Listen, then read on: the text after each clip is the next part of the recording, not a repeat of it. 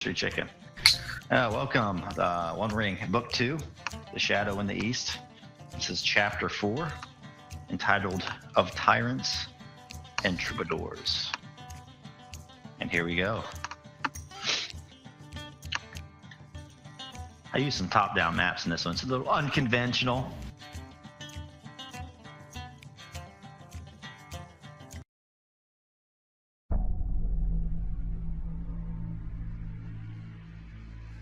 What the hell?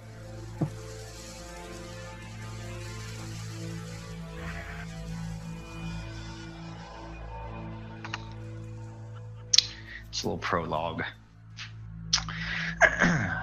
Webs weave, and webs spin. Webs trick, and webs tangle. They bring messages and moods, bearing gifts and sacrifices. For in the Parliament of Spiders, all information travels on silver-spun silk, and is whispered in spider tongue. They chitter and jitter and screech and scratch. The eight-legged arachnids are deep in the forest of Mirkwood, and they take counsel. It seems that their mother has been slain. Oh, oh, lament Sarqin, great mother she was once to us all of us her brood, who she once fed the dead and the regurgitated remains of the once living. Sarqin once ruled, but now who? Oh, indeed. Here comes a new menacing monstrosity, for it is Taller, brother of Sarqin, and he that is known as the Savage. Taller spins a tale of woe and revenge, and from a high web he works his delicate magics. The Parliament of Spiders is his now, and he will have his revenge. Yes. And it will be precious.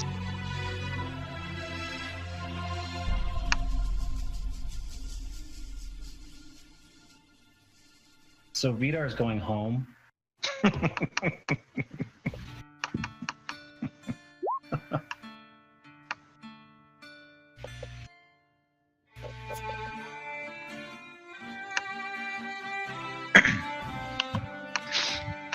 It was near noon when the companions returned to Tyrant's Hill.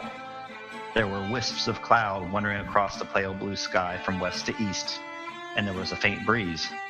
There was the rusty scent of rotted trees, and the castle keep stood still. With the companions was Mogdred. With him, a horse, and slung over the horse's back... And slung over the horse's back was a black and filthy thing. For only hours before, the lot of them had slain one of the greatest spiders of Mirkwood. Indeed, fat Sarqin will be missed by her children, but not yet, and her death is something of a wonder. As the companions cross the field leading to the hill, many men empty onto gentle slopes. Lo, they say, Mogdred has returned, but not alone. Arms are bared, but more noticeably the men are cautiously curious. They don their caps of leather and iron, but from beneath them keen eyes spy the newcomers. Alas, these are the foreigners from the Folkmoot. But why then is Mogdred with them, and why are they not dead? For in those days many men of Tyrant's Hill were bitter. They were a rough lot and quick to anger, but it had been their roughness and toughness and bravery that had held back the orcs from the narrows of the forest and the woodland territory. And yet their deeds went unheeded and unthanked. Some turned inward and sought only a kingdom unto themselves. Some sought riches, others wives, and some did have good in them still, most of them in fact. But Mogdred was the charge of the group, and his administration and leadership fell to him, and he did the best he could to keep the band of misfits together. And Mogdred made mistakes. He made mistakes that now he's trying to correct. Stopping, bloodied Mogdred raises his right fist, while yet the companions are still out of bowshot from the keep. You, men of Tyrant's Hill, you proud protectors of the forest and the narrows, you hardy men who seek no quarter and ask none of others. As your captain, I come to you under the banner of new ally. Then he gestures to the companions. For these are hard warriors. I have fought with them and nearly died. And we have cleansed this haunted wood of a great evil. Then he walks back to his horse and pulls back a black tarp that was covering the grotesque severed head and fangs and front legs of the spider. Sarqin, you know who this is?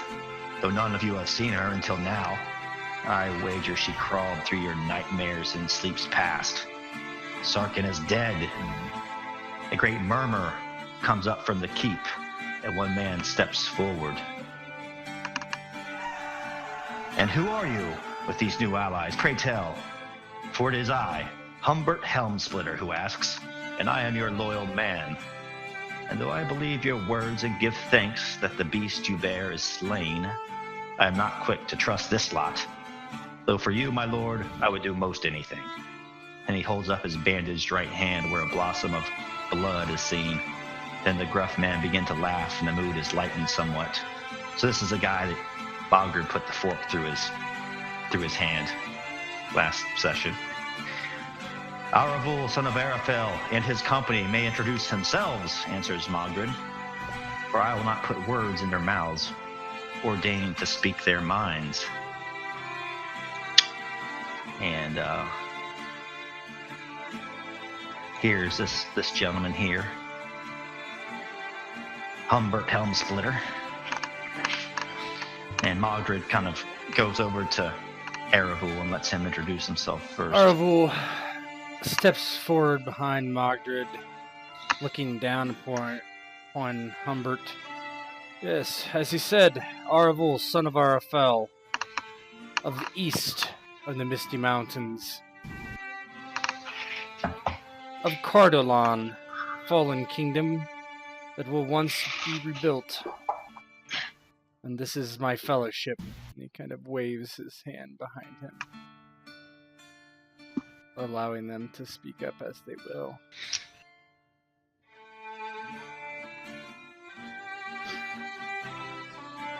Humbert kind of steps forward, and there's like a handful of men kind of that have spilled out on this hill here, you know, and they're watching you, and they don't look threatening at all, but most basically, you know, like, hey, our captain brought back these guys. I thought, you know, they dissed us a while back.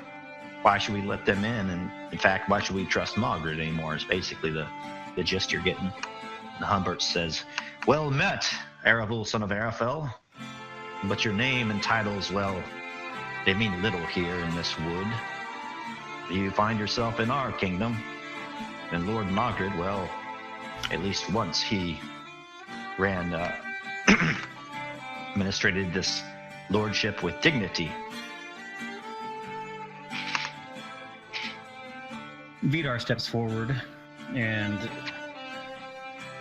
he addresses Humbert, and he says, "Oi! What do you mean he once ran this place with dignity? He still does. He went in that force just like the rest of us. Put his life on the line. He helped slay that large beast right over there hanging on his horse. He still fights with dignity, and he still fights with honor. He did this for you, for all of you," and he kind of points at all the crowd. "He did this to make this place safer for you and your families, for your bloodlines. Once had dignity. Bah!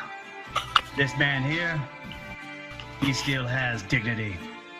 He has my thanks, and I'm proud to fight alongside him." Well said, dwarf, says Humbert, and he steps forward. I see very few of your kind around here, although I may or may not have one of your number within my walls. He is a good dwarf, and I sense perhaps the same of you. But before I know if your words ring true, what is your name, sir? And what is your line? I am Vidar, son of Gondor, from the Iron Hills. And with that, Vidar, son of Gondor, it's almost as if he's heard that name before. You may not know why or how, but we'll let you go ahead and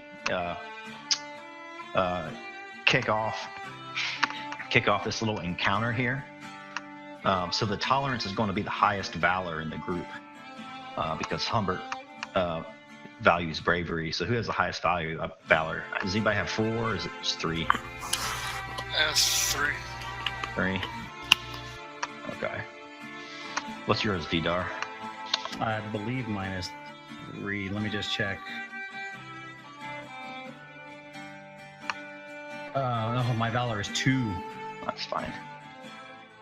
But my wealth and status is very high. Yeah. Yep.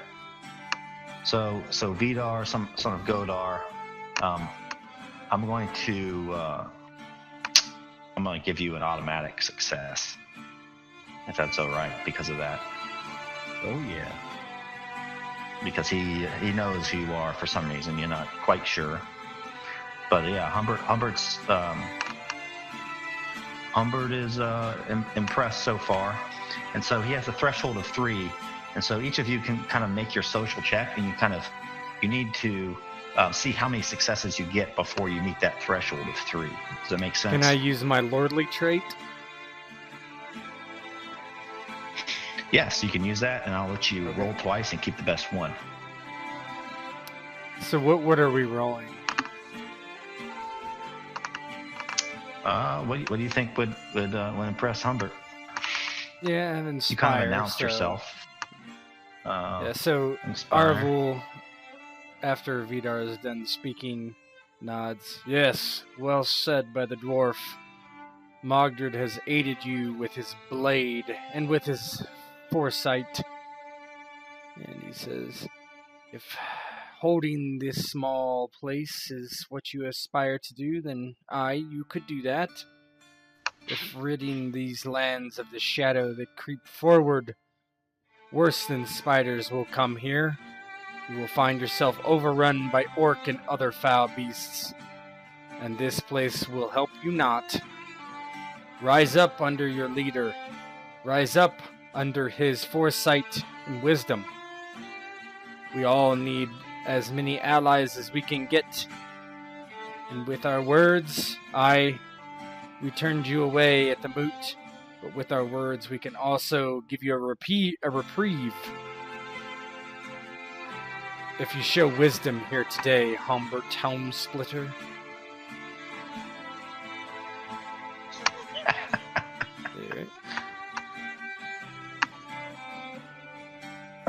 How could he not be wise with such a name? One great success, I'm guessing, on the second one. Yeah, so that counts as 2. So Vidar got 1.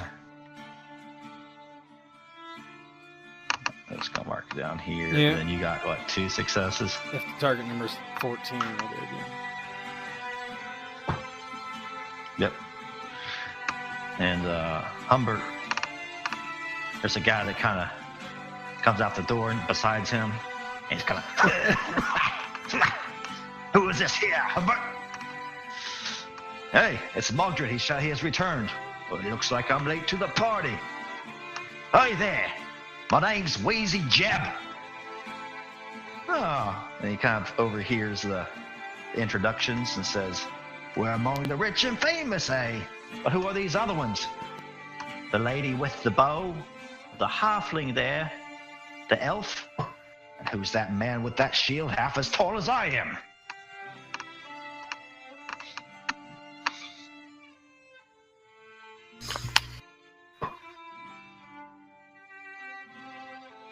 Let's not all beat down the door to RP here, boys. I was trying to read something.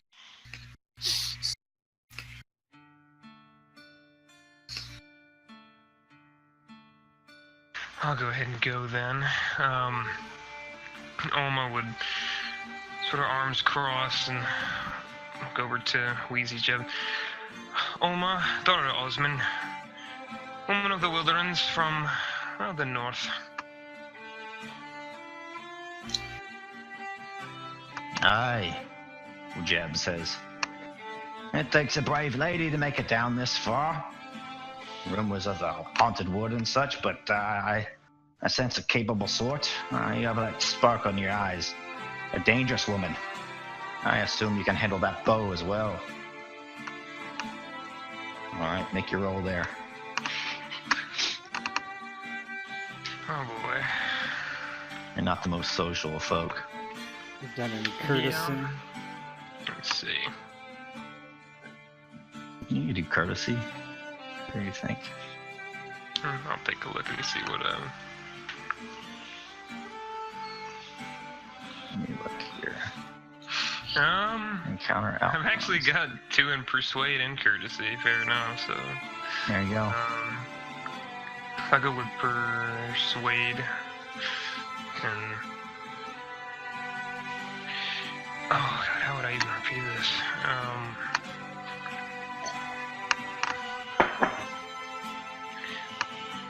I am a fair shot with a bow. Know my way around the woods. Father used to own a large tract of land north of here. Solid foundations for a village. I'm quite capable. There'll be no trouble here, not so long as I'm around. And sure.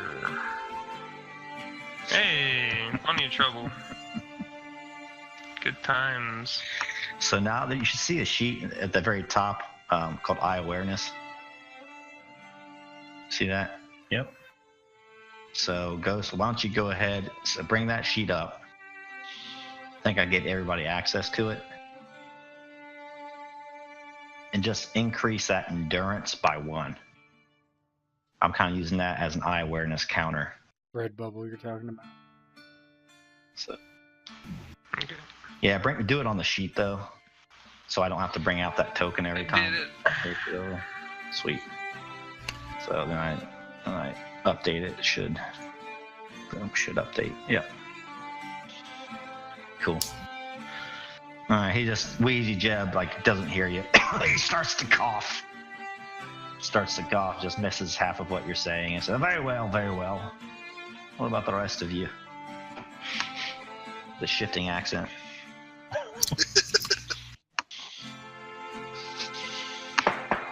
Anyone want to go next? Not everybody has to try either. So if you look at encounter outcomes, so you have 3 successes so far. So you have a pretty solid success. Yeah, you've achieved the goal you're set for the encounter, but nothing else. So I mean, they'll likely let you in and that sort of thing, but maybe they're not going to be as friendly to you, or you know. Yeah, because Berendir's biting the edge of his mustache as he's staring longingly at the group of men. It's almost as if he's trying to judge him up as well as speak his own mind. Turn this music down. He ultimately hears the people give an introduction, and once he actually breaks his stoic, soldier-like regime, kind of I know Zypher was wanting to know too, he kind of expresses a little bit more about himself internally. He steps forward, he steps proudly, and he eyes both men steely-eyed, because he knows the mentality that's coming from him. And he looks and he says, I'm Berendir, son of Bethadir, better known as the Battle of Belfalas. He says, I was a former sergeant in the Gondorian army. Now, I am but a humble servant in the war against the Shadow. He says, I follow under Eravul for now. He says, but I go wherever the Shadow takes me. And in this quest, I am nary as young as these other comrades of mine, but my heart still burns bright. So I listen to the plight of your people, and I must admit, at first I was a skeptic. But now I know, too, that you follow your heart, like myself. Says, all I can say is, we must do what is right. That's a higher law than the command of any officer, higher than even a king's own words. He goes up to the one guy with a bloody hand. I'm assuming they're wearing some kind of livery like uniform. Yeah, something like that. Yeah, he goes up to the guy with the bloody hand, and he actually takes his hand, and he like grabs the cuff of whatever, be it the shirt or the chain cuff, that goes down from the neck over basically the breast. And he goes, You're in a damned uniform, but that's not a license to deliver terror to everyone. Just the enemy soldier you happen to be facing. Says, do what is right. For that armor you wear doesn't just protect your flesh and bone. It defends your honor. It defends integrity. It defends justice. He'll look around everyone else. He goes, you are the soldiers. Heed me well. That armor defends humanity. And when I look upon any soldiers, and when I see these uniforms, I see compassion and truth. The moment those virtues fail, then the heavens help you, for no armor is strong enough to save you. Humbert looks at you and says, men of Gondor, just as this dwarf. Well, the men of Tyrant's Hill, we are a varied bunch. He says, I know of your kind too, but most of your kind are not as verbose as yourself. And Wheezy Jeb kind of says, he's a tough man, he will be of use to us. I say let him inside, Humbert. So go ahead and make your roll. For that awesome RP, I would say TN12. I'll knock it down one. I'm actually going to go unconventional and try to awe them this time. Nice. That was an awful speech.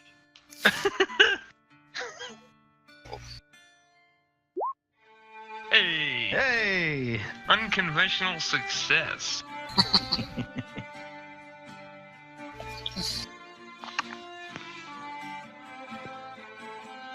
All right, Agleron and Goody, are you gonna kind of stay in the back or gonna introduce yourself? Agleron will introduce himself to Wheezy.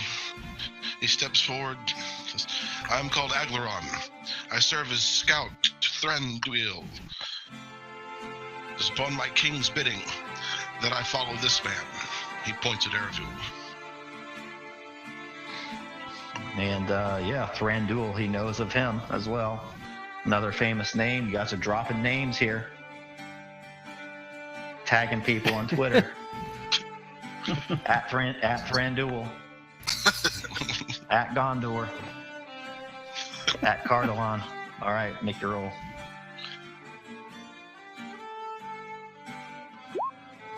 Oh, not so much. Man, elf. They're getting wind of your cannibalism that your people engage in. It's making them nervous. Goodwill, son of Eravil. Yeah. Son of Eravil, son of Arafel. Go back.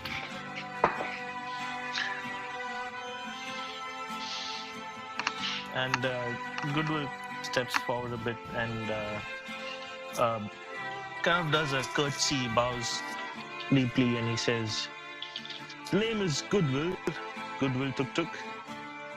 Yes, you're right. I'm an halfling. I keep company with these fine gentlemen on their adventures as we seek to push back the shadow from whence it came. You see, what we lack, what we try to fight and find amongst ourselves is courage. Courage is what we are fighting for. Courage is what we are trying to keep. I saw courage today in the forest. Courage from your leader, the good Mogdred. He fought back fat Sarqin along by our side when he did not have. He trusted our words and came to seek counsel with us. I see good in y'all, though the clay that molds you may be still rough and tumble. Do not let that guide you. Not let that decide your fate. Follow your leader, for courage is what we required on this fine day.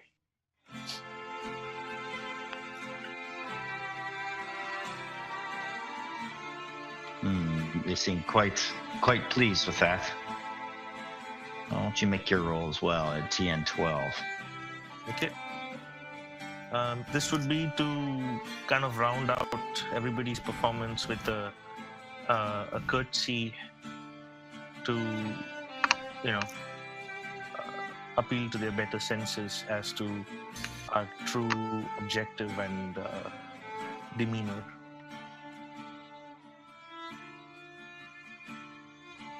Nice. Brings you up to 5. Great success.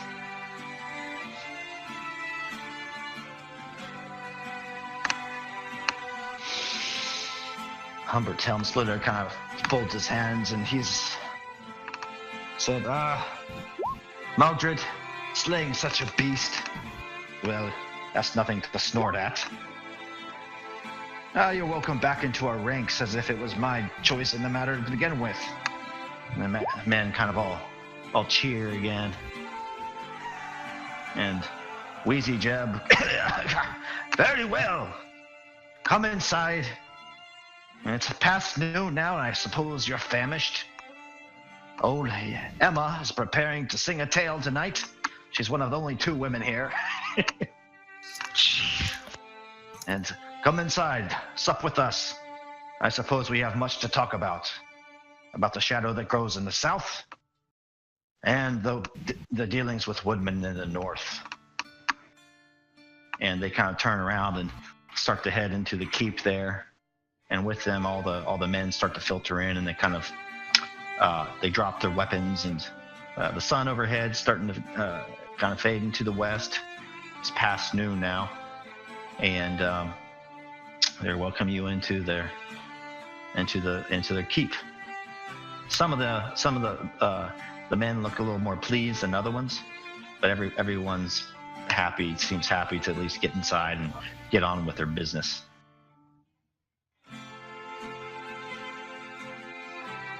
All right, tell me if you can see this at the bottom of your screen. Yes. Working fine? Appears to be. Okay. I decided to play with I know that the map. Dynamic lighting just for something unconventional. Oh God, yeah. Have you used it before? No. I've never You've seen not it. been there yet. This too is familiar to me.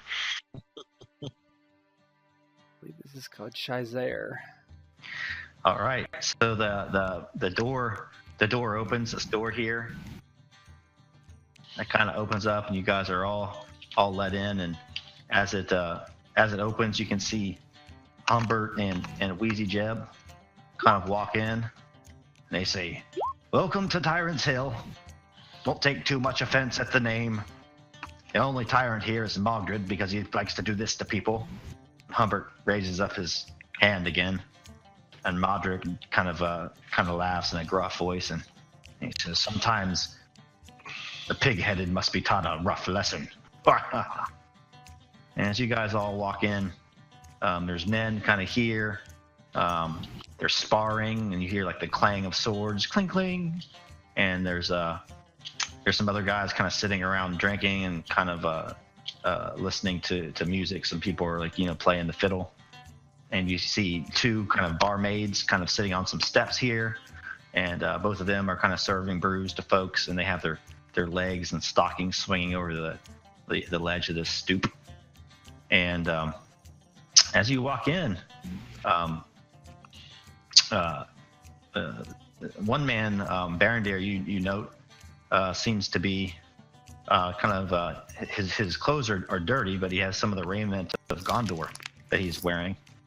And this gentleman's name is Dob, son of Dauber. He's around your age, and you may recognize him from your campaigns in Gondor.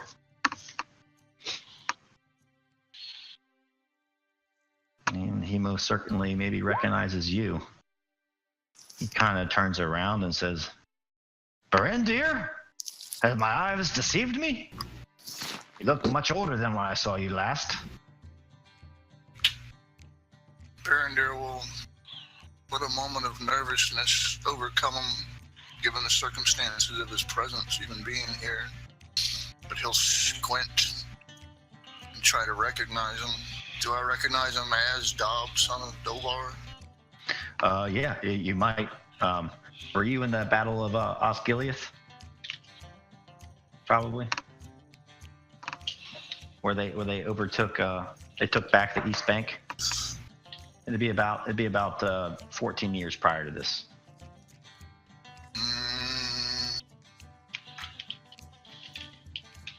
Yeah, you've actually been a soldier. Yeah. So maybe you don't even recognize him, but he recognizes you. Yeah, I'm blink and I'll actually go. I'll go, Dobar? Yeah, you don't remember me? Kind of confused. It was many years ago when I've put on a few pounds. And he kind of pats his pot belly there and he says, living among these fools has been kind to my gullet. Well, there's much fresh game in these woods if you know where to look at it. How did you come to these parts? Still looks a little bit nervous, but he kind of likes the guy's general mood, so he kind of goes, that is a story that would probably need many nights and many, even more mugs of ale to tell. I hear there's going to be a feast tonight. Perhaps you can tell your tale. I'd be glad to hear it. My own journey, well, it was a checkered one. Eventually I ended up among these men, but, I suppose that can wait till after a few drinks, yes. I have some swordsmanship to practice. My joints creak here, and keeping up with these young men, well, I ain't what I used to be. I know that all too well, my friend. He'll kind of look at his comrades going off, and he'll just pause for a moment. He goes, perhaps we could hone our skills together. Very well. And he turns to Hiltbrand and his sparring partner. And he says, Hiltbrand, now this is an old war friend of mine, an old buddy. Perhaps you can learn a thing or two from us old dogs. Hiltbrand's about half his age, and he's like, Yes, sir. I'll sneak away. Would your friend like a mug of ale? He'll look skeptical, but then he'll eventually just let loose because he's feeling more comfortable around more rugged stock of soldier types. And he goes, I wouldn't mind one wouldn't hurt. No, not at all. Of course. So Hiltbrand goes ahead and hops up the steps, kind of goes inside, and Berendir and Doppler start to spar a little bit. You want to have one little round here? No damage, of course. Yeah. So set your stance and give me a swing. Oh yeah, fight. Yeah. So Dobar, son, huh? Very well. Let's see if you remember anything that your father taught you. Let's see if you remember. I'm getting the inkling that you don't remember who I am. Do I get to go first? Yeah, good. Set your stance and then just attack. Yeah. Oh, of course. Oh, man. He clearly does not remember Dobar.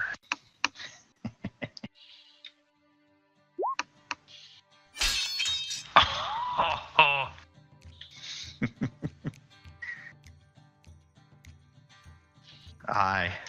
His knee gave out. Yeah. Didn't It's lunge forward with the great shield, and basically it's an old trick trying to knock a friend on their butt and see if they remember the simplest thing.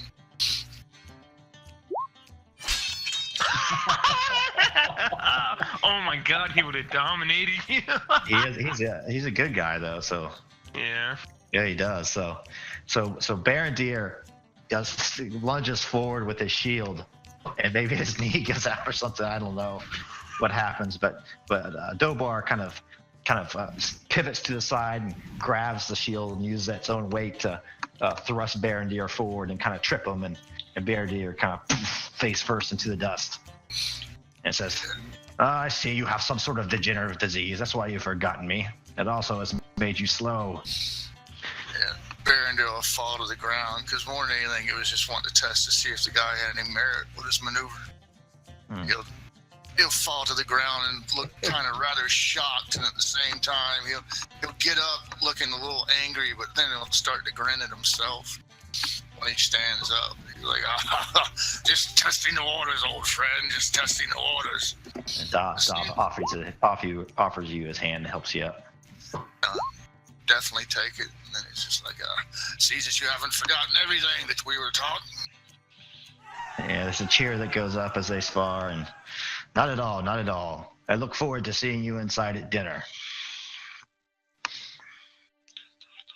Most assuredly. First, though, let us work up an appetite. Basically, blah, blah, blah. Fade off to playing with him. Yeah, they continue to spar as everybody else kind of walks around, and Mogdred kind of gives a little, tour of the place. And he's like, this place isn't much, but it's held off the orcs for now. We haven't seen them in a very long time, but there has been some raids here. And as he walks forward, there's a dwarf who's all covered in grime and soot, who seems to crawl out of this trapdoor, this mine or shaft here to the left. And I'm going to let Ghost take that away. I think he's going to transition over to this as his new character. So you see this dwarf come out, and he's got a mining pick in his hand, slipping through a sort of a hole in the ground type latch. He's ancestors be praised, finally out of the muck. Goodness. I'm looking around. There's a lot of new faces. Sees Would I see Vidar at this point? Waltzing around. Yeah, I think you'd have where his first token is. I think you would probably see him. Probably. I'm right over here at the bar drinking an ale. I was watching the sparring going on over here to his right, so he didn't quite notice you coming up out of there. And you look over and see the back of a head that he recognizes well from the Battle of Five. Dwarf. I recognize that mat of hair. No. He's waltzing through and coughing and wiping dirt off. Is that son of Gondor found his way all the way down south?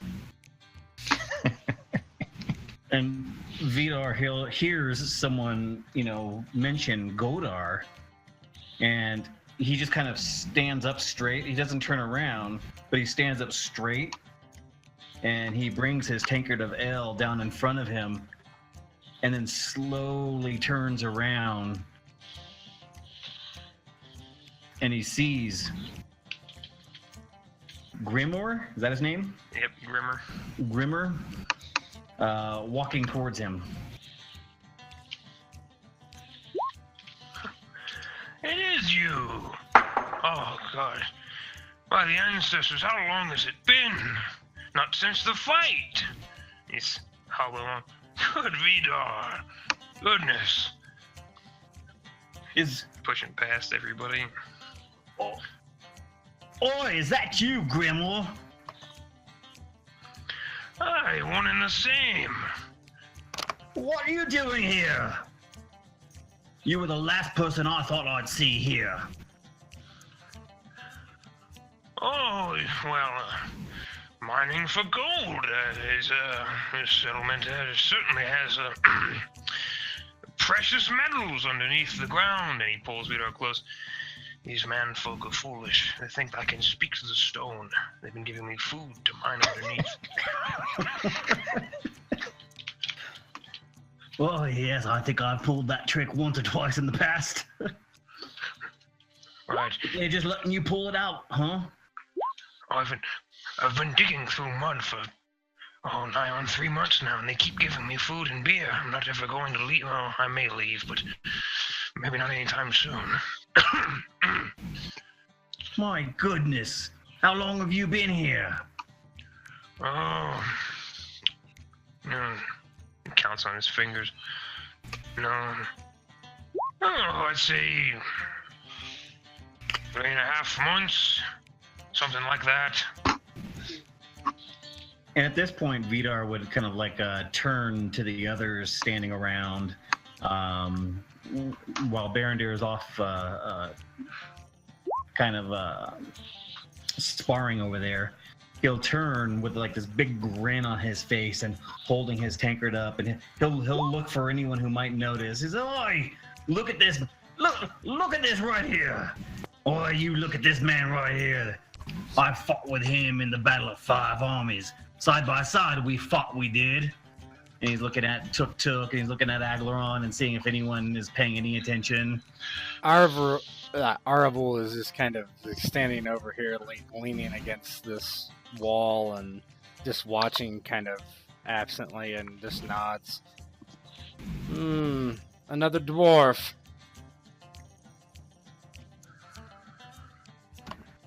Why, not just another dwarf, Arvel.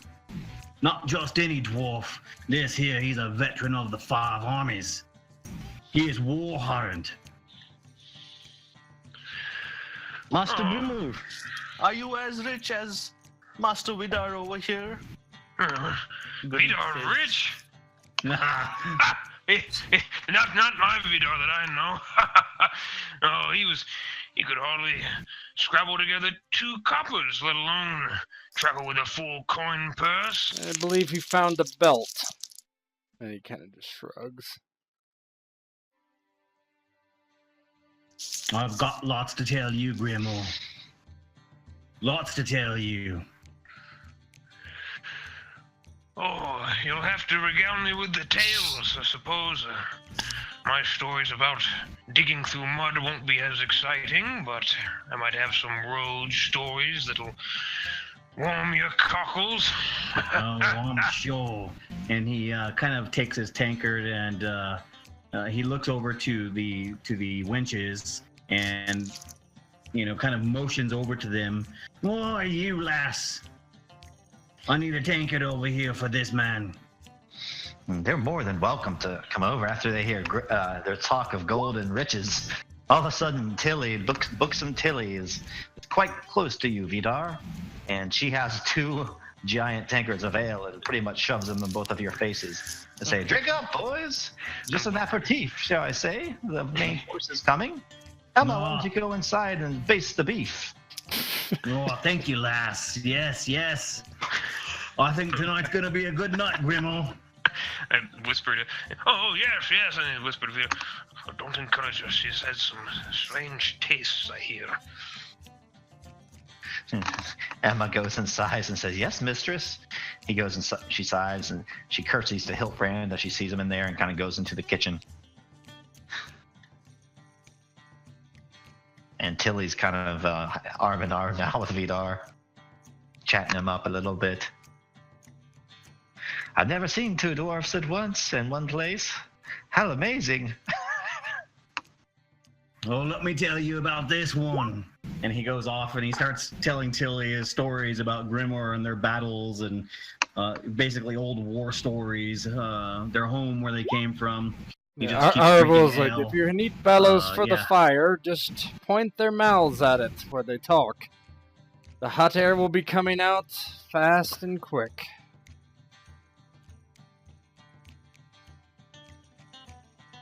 Wheezy Jeb heads up and into the kitchen, and as he passes, he kind of bumps into Vidar and says, "Stay away from Buxom Tilly. She has the pox." Speaking of the bloody pox. Well, I don't care if she has the pox. She's got 2 large tankards. That's all I care about right now. G level. Tolkien is grumbling. I think he can tolerate those jokes. That's fine. I just commented on her tankards, that's all. Oma, Goodwill, Aglaron, what are you guys up to? Goodwill is sharing some of his leaves with Aglaron, and he's sitting on a bench, smoking his pipe, having a tankard of ale, and just enjoying all the revelry. every time Vidar's making some comments about his riches or the wars he's fought, Goodwill will kind of nudge Aglaron and point towards Vidar and kind of mimic what Vidar is trying to do. And Aglaron, of course, shares in the laugh with Goodwill.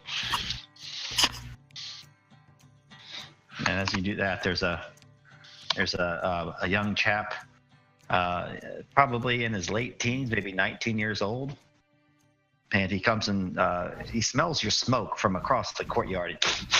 It's almost like one of those cartoons, where they smell the smoke and they lift their nose and they kind of drift across the air. And this is the type of guy, he's very swarthy and sure of himself, cocksure. Think like a Han Solo type here. And my, that's some heavenly smelling leaf, and from a halfling. If my memory serves me right, there's legends about you and your smoke. He kind of holds out his hand. My name's 10 Shilling Sam. What's yours? Ah, a pleasure to meet you, 10 Shilling. The name's Goodwill. Goodwill Tuk Tuk. And he kind of plops down next to you here on the stoop. Just doesn't say much. Then kind of turns to you. Well, since I guess you're not going to offer me a smoke.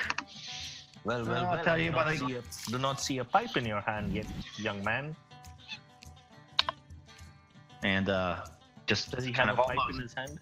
almost with the sleight of hand, he has like under his sleeve just a pipe pops up, and his other hand goes to his pouch, and you hear chink chink, and he throws a bunch of shillings up in the air and catches them with his left hand. And he takes a couple of shillings out and tosses them your way. They call me 10 Shilling Sam. I always carry some change with me. Ah, keep your money, Sam. I don't need that.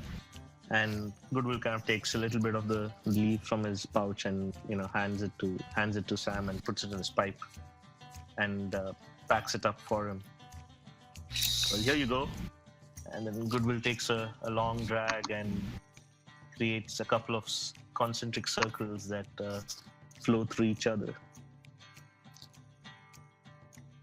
So yeah, he starts to chat you up, and because of your smoking skill, he becomes quite enamored of you. Not that way, but he just thinks you are just the most fantastic thing he's seen. I doubt he's ever seen a halfling, and he's never smoked such great leaf. He says, "This is just magnificent. It's going to go great with Emma's braised beef. Your taste buds were in for a surprise tonight." Indeed, I look forward to it. So, how did you come to be in such a company? Me? Oh, well, you see, I was in a town called Fornost, and I was trying to, how does one say this, help find something that was lost. And, well, I didn't find what was lost, but I did find some orcs at the end of a tunnel, and these fine gentlemen, and he points to Vidar, they helped me get out of that bind. And I met Aravul, and through him Aglaron, and then so the tale goes. So what you're saying is you're just a lucky kind of mate. Luck? Oh yes. I make my own luck. Others seek it, they pray for it, they beg for it. I create it. He smiles and tosses his 10 shillings in the air and catches them all with the one hand again and puts them in his coin purse and kind of idly jingles it. That's kind of his annoying habit that he does. 10 Shilling Sam. Says, well, nice to meet you, Mr. Goodwill Tuk Tuk. Perhaps I will have a seat with you at the table this evening. I look forward to it. And may I be able to regale you with some of my poems this evening. Oh, if it could only beat sweet Emma's voice. You see her dance and hear her sing, you'll be taken to another land. I see, and Goodwill's eyes kind of light up when he hears all this about Emma. And he kind of leans in. If you could put the good word in for me, I have quite a crush on the lass, if you know what I mean. Indeed. Well, I will look forward to singing and dancing with Emma, and I think that will be a great time to put in a good word for you, my friend.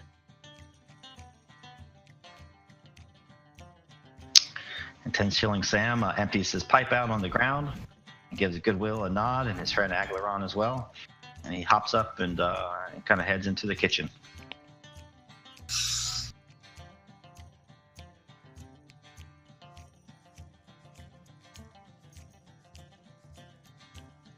Tilly eventually does the same and starts to filter in. Does anybody have anything else?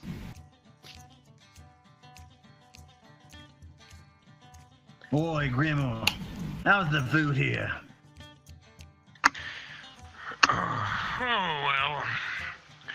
I know you've got a dwarfen palate, so you're not too particular, so shouldn't be any trouble for you. But I don't know now that you've got all these lordly tastes. Might not be refined enough for you, Lord Vidar.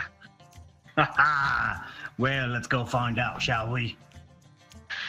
Aye, let me get this dirt off me bloody entire body. Give me a moment. Let's go over and just pat myself down. I don't mind the dirt while I eat, but everybody else does, so it made it a habit of me to have to clean myself off after I come down from the pits. Ugh. Just a good sign that you've worked hard and that you deserve a good meal. Finally, a dwarf nearby speaking some sense. All these tall folk with their heads in the clouds. All right. Let's clean off and let's go eat some terrible beef. And we head off as well.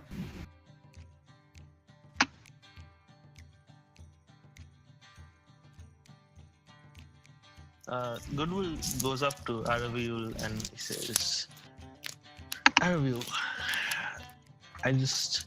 I've been thinking this and there was no way around it.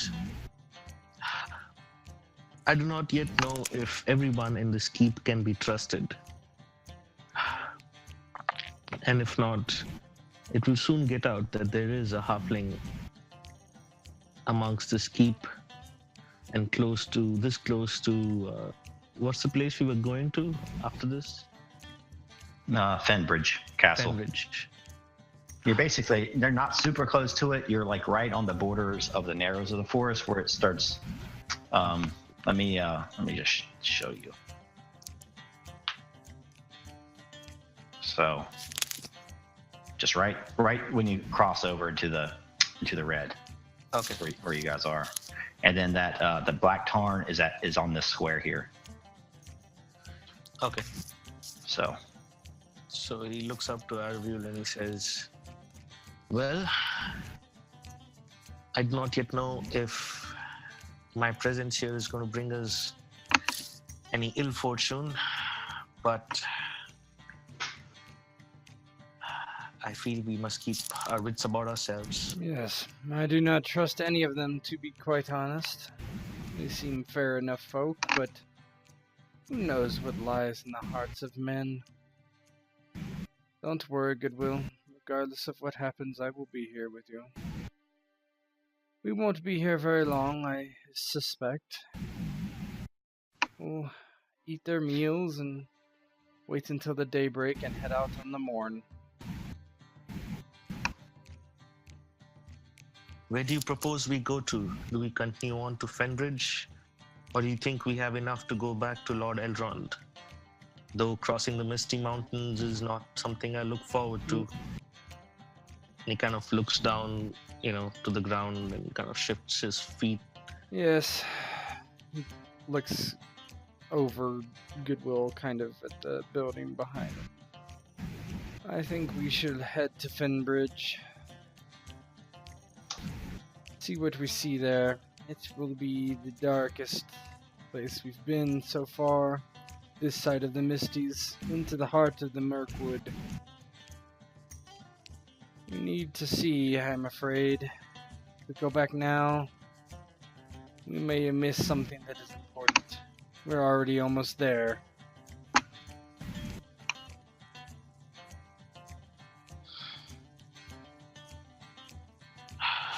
I shall follow you, Araviul. To whatever this may come to, I shall follow you. Well, do not hold back. Have some fun tonight, Goodwill. Maybe the last bit of merriment we have in some time. And he says this, although his face displays no merriment whatsoever.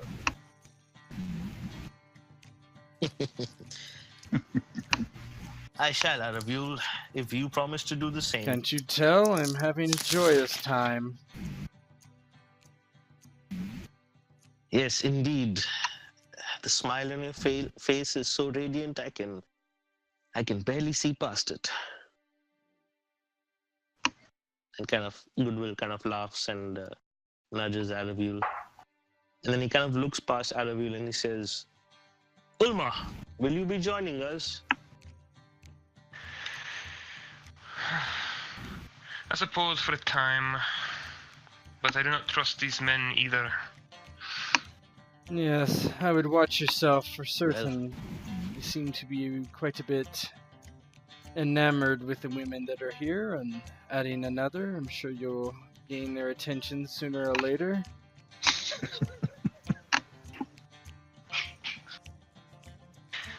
Oh, they won't want my attention. Trust me. They'll learn quickly. And Goodwill has a hearty laugh at those words. Indeed. You two go inside. I'll stand out here a spell. As you wish, Aravul. He kind of starts walking in.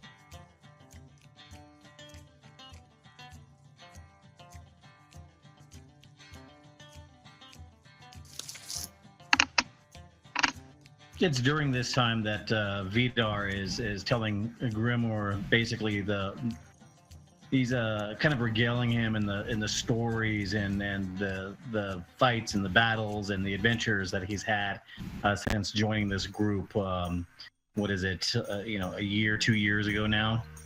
Probably like 4 years, I think. Something Yeah, like so he's kind of just going over everything with him, kind of like starting from the beginning and from the time they last saw each other, the Battle of Five Armies, where he went, what he was doing, and how he ended up with this group. Kind of just basically catching him up to speed on what's going on and how we ended up here. And he kind of just ends it with, yeah, Errol. Man's a good leader. I'd follow him any day. He's a bit dour for my taste, but he's gotten us this far. Oh, sounds a bit better than your average pompous, long-legged lord. He starts drinking from me. Never thought I'd see the day I see a traveling alongside elves, though. Well, I don't trust that one. I keep an eye out on him. He stayed right behind you. Truly, you've Aglaron changed. whispers to Vidar, he's standing right behind you. And Vidar, kind of like he's holding his tankard, slightly turns his head. Whoa, oi, Aglaron! Didn't know you were right there. You enjoying dinner? Aglaron laughs, cuts another slab of meat off the spit there behind him and tosses it to Vidar. Indeed, eat up, Master Dwarf. Yeah, on either side of the dwarf, there's a man who's introduced himself as Drudwin, and him and his other buddy, Purvis. They're not even saying a word. Their faces are covered in just like fat of some wild boar that has been slain, and they're just eating with both hands. And there's a bread. They dip the bread in their tankard of ale, eat it, and says, "Come on, dwarf. What? Does it not to your liking? Perhaps some salt or pepper?" And Vidar just kind of laughs at that, and he picks up a leg of, a shank of meat there. And he starts eating it. And he's like, "Oh, why start eating all of this? I would eat all of this." Oh, don't fool yourself, Vidar. You know you're all about the wine and grapes now. Fruits. Having people hand feed you. Well, I do love grapes, but I love them better when they've been aged. Me too. And you hear somebody over here. There's a guy like tumbled over some barrels here in the corner. His name is Bill of Goats, and he smells like a goat. And he's just wasted. He's been drinking all day. And he's like, cheers to the newcomers, travelers from afar. If I can, just crashes, and like a big barrel of apples goes spilling, and a big chair goes up. Oh, there he goes again. Hold on. And walk over and turn Bill over and hold up his... Bill, how many fingers am I holding up, lad? 11. All right, he's fine. No worse than usual. So Emma circumvents the room again, filling up anybody's tankard. So who's all drinking? Oh, yeah. Oh, Vidar is definitely drinking. Okay. Vidar. Contest. See, this one was one I love. I love to get sober Doc RP in, but then he gets the character drunk. Here we go. One of us has to be drinking. If you didn't come to the party, then what you doing in the feast hall? Okay. Let's see. What do you think would be a what'd I say? Are you drinking too much? Athletics. See, I didn't think any of that stuff worked. So I thought like a feet die plus your body, and you have to beat a 14. How's that? Like a D12 plus body, you have to beat 14. I'll just kind of tell you. Can I challenge him to a drinking contest? Yes, actually, it actually says here the dwellers have drinking contests. They may respect you more if you win, but you have to make a 1d12 plus body, 10, 14, or you get kind of wasted. Oh yeah. Okay. All right, so you're queuing up the drinking contest. Let me see who's gonna. Oh, here's a good one that sounds good. Moscow Meathead. Okay. Moscow Meathead hears that you're having a drinking contest and say, "Oh, you think you can hold your ale? You've never drank with Moscow Meathead. Bring it here. I'll drink the whole barrel, then I'll drink y'all both under the table." Vidar looks at Grimmer and just throws his head back and laughs. He's never drunken with dwarves, has he? Oh, he's been drinking with me for a while, but he's a lightweight. Moscow, get off the table. You're stepping on someone's food.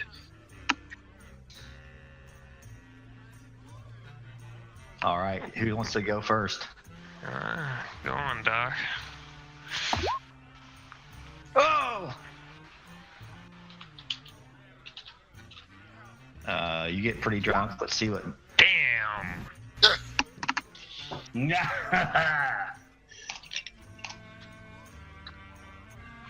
Moscow's gonna dolph. Oh! Never had a Yeah, chance. just get shit faced. Yeah. So yeah, just a bit of time goes past, and he's holding steady, right? He does that thing like he's holding his own, and then it's like that scene in Raiders of the Lost Ark. He takes his last shot, he sits it down, slams it on the table, and just tips over. Just And as soon as he tips over, Vidar raises his tankard up to Grimmer and smashes tankards. Why did you see that? Oh, I thought that would happen to him. Let's drink to our fallen comrade Moscow Meathead. And a cheer goes up for that. And now the TN of your social checks, if you want to make them, are reduced by 2. So 12 instead of 14. No, the words are just flowing like poetry. So is Airful, is everybody kind of in like having dinner and stuff? Yeah. Arvel's kind of standing outside. Yeah, Berendir. He's kind of holding back. So I'm trying to think of somebody who's going to talk to Berendir. So who's next? Who's closest to Humbert? Probably Berendir here. Yep. Yeah, Berendir would have been one of the last to enter. He would have enjoyed his time with a fellow man of Gondor, regaling of the tales of old. As he realized it was time for dinner and everybody else was going in, he'd be recanting the tale of his knee as he comes in. He says, for 2 weeks we chased that foul woman across the fields of Pelennor. He says, we traveled upwards up from Lebanon before we found her. Called her the Dread Bandit Pirate, the Dread Brigand Queen Red Maggie.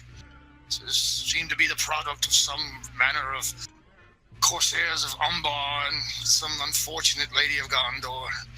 But nevertheless, for 2 weeks we chased her through the muck and the mires of Lebanon. So we finally had our prey quite. Says I drew my steel and was ready to apprehend the woman, and then suddenly this infernal arrow came out of nowhere, struck me in the left knee, took me down and out of the fight. I was a lieutenant at the time, about to be promoted to captain, but on looking at my injuries further, they actually demoted me back to the rank of sergeant and put me in charge of drill sergeant, in fact, and put me in charge of training the troops. Oh, how my heart has yearned for the open fields of battle. Dauber is eating next to you and says, I see the injury hasn't left you yet. There's some arthritis in that knee, I suppose.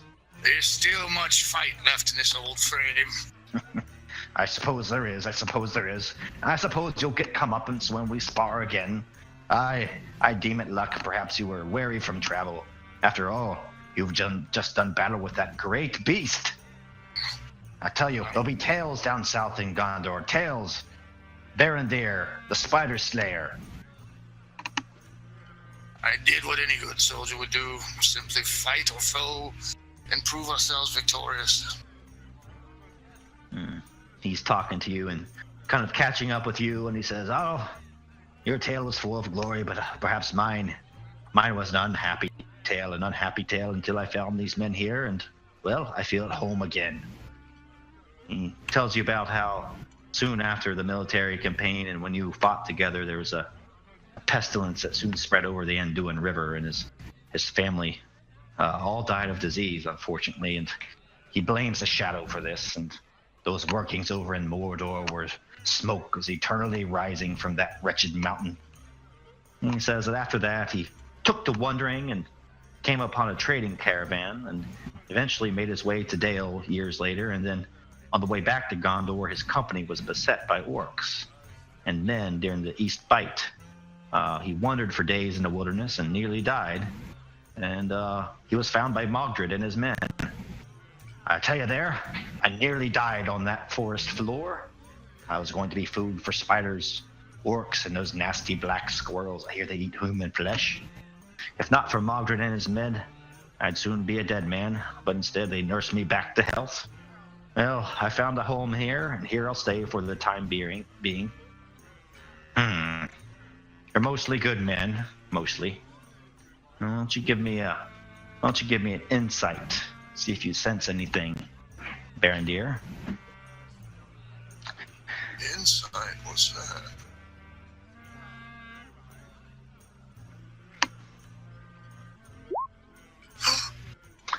There you go. Yeah, so you do sense that that Dob is a little uneasy.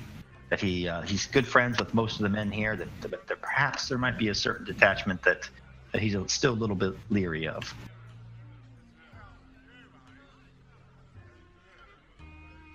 Okay, Berendir will listen attentively and support the fact that he finds comfort amongst the men, that basically not approvingly that they helped him but upon sensing that, he's mostly, he'll just raise an eyebrow and whisper in a gravel tone. He says, should there be any concern for my companions and myself?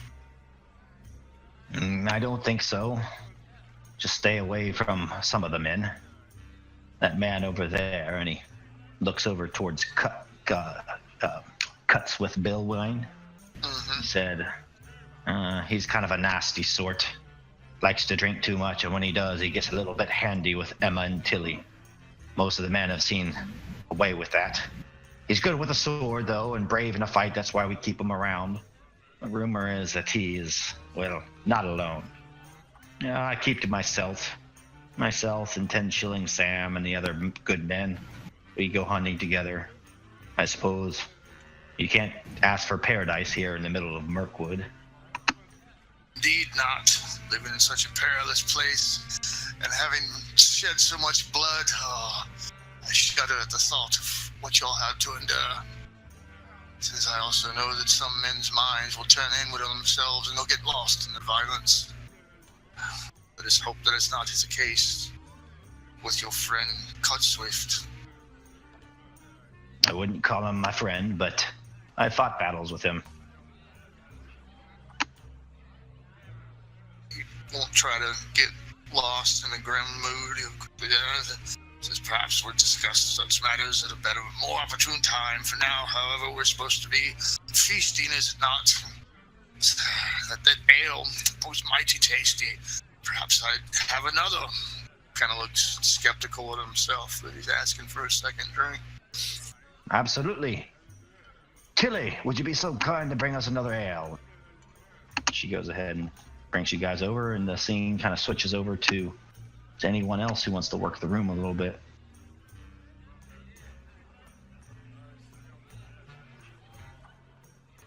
I can get my thing out of the way with Olma. Just give me a minute. Sure.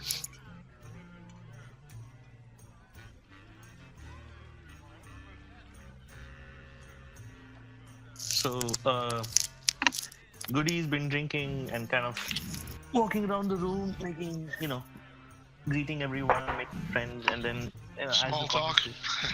Small talk, yeah. And then he's kind of at the time he's listening to Vidar go on about his his exploits, and then Berendir about his knee. He can see Aravul is still outside, kind of being Aravul, and he gets up on one of the tables and kind of clears his throat, trying to get everybody's attention, and he says, "Gents," and then he kind of turns to Emma and Tillian and the fine ladies of Tyrant Hill, and he kind of looks around the table and he says, "We have met each other in strange times, under strange circumstances, and though while we have introduced ourselves, they have been more on the formal side, and I now wish to add some color and some context to who we are and what is it that we do." And then he kind of looks around and he's has this kind of wide smile on his face, and he starts tapping his feet to a rhythm and he starts singing, "Lo, there I see Vidar, a dwarf of tall stature. Cross him not, for his mattock answers with a thwack. Lo, there I see Berendir, a sergeant of Gondor. His knees may be weak, but his voice lends us courage in battle. Lo, there I see Aglaron, an elf, this wood of murk. He says little, and when he shoots, he mostly sometimes misses. Lo, there I see Aravul, prince of Cardalan, our leader. He may be dour, but who would not be when it comes to leading this fellowship of misfits? But I jest, for these are men, dwarves, and elves with valor. With courage they fight, with wisdom they lead. They are my friends, my brothers, for our hearts will push back the shadows in the days to come. And for me, well, I am your friendly hobbit. Name's Goodwill Tuk Tuk, and my sole purpose here is to ensure everyone has a good time this evening." And he kind of bows deeply and starts tapping, kind of tap dancing on the table. Arvel, Vidar raises his tankard. Oi! Tuk Tuk! Oi, Vidar! And he raises his tankard back. Berendir will wrap his mug on the table and he says, "Well said, Master Hobbit, well said." Tilly hops up on the table with you and lifts her skirts and starts doing a jig. Everybody starts to laugh. So are you up here on this table here? Yes, I am. Okay. And yeah, I'll be doing the jig with her. So everybody's dancing, having a good time here. Arvel kind of like looks through from out in the hallway and kind of gives a quick smile and chuckle and kind of shakes his head and looks over to Alma, looks back inside and just kind of pervades the room from a distance, not feeling particularly cheerful today, but that kind of lifted his spirits a bit. Just Goodwill's childish nature, even in the face of such overwhelming and impressing shadow that has fallen across the Mirkwood.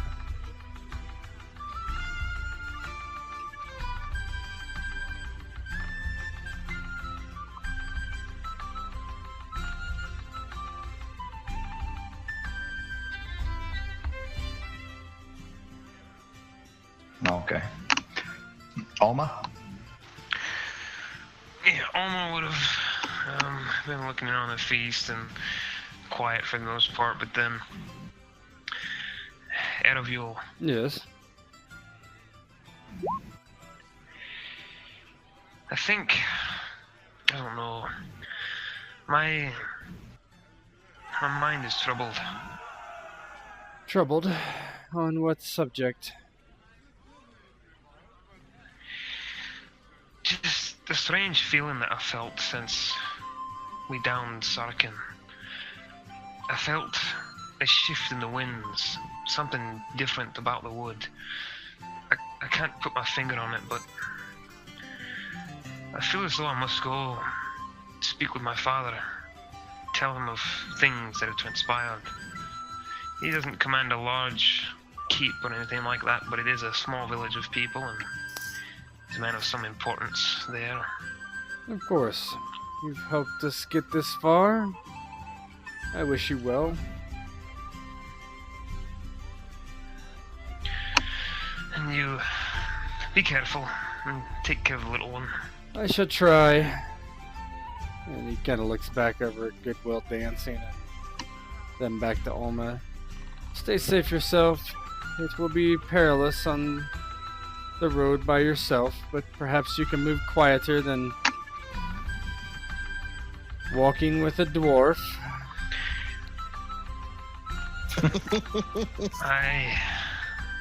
His feet are like stones being thrown in the dark. Yes. He kind of like just looks back in and looks over at Vidar, probably, I'm assuming getting drunk and being very loud. Well, You see Vidar just slam one down and a chair goes up. well, perhaps we'll cross paths again. If not, take care of yourself. Perhaps. You're leaving now, then? I figure it'll be easier that way, not make a big stink, and not have to stay in here with all these brigands. Very well. I will give the company your goodbyes if you wish. That'll be good. Take care, son of Erfel. And you, daughter of Osman.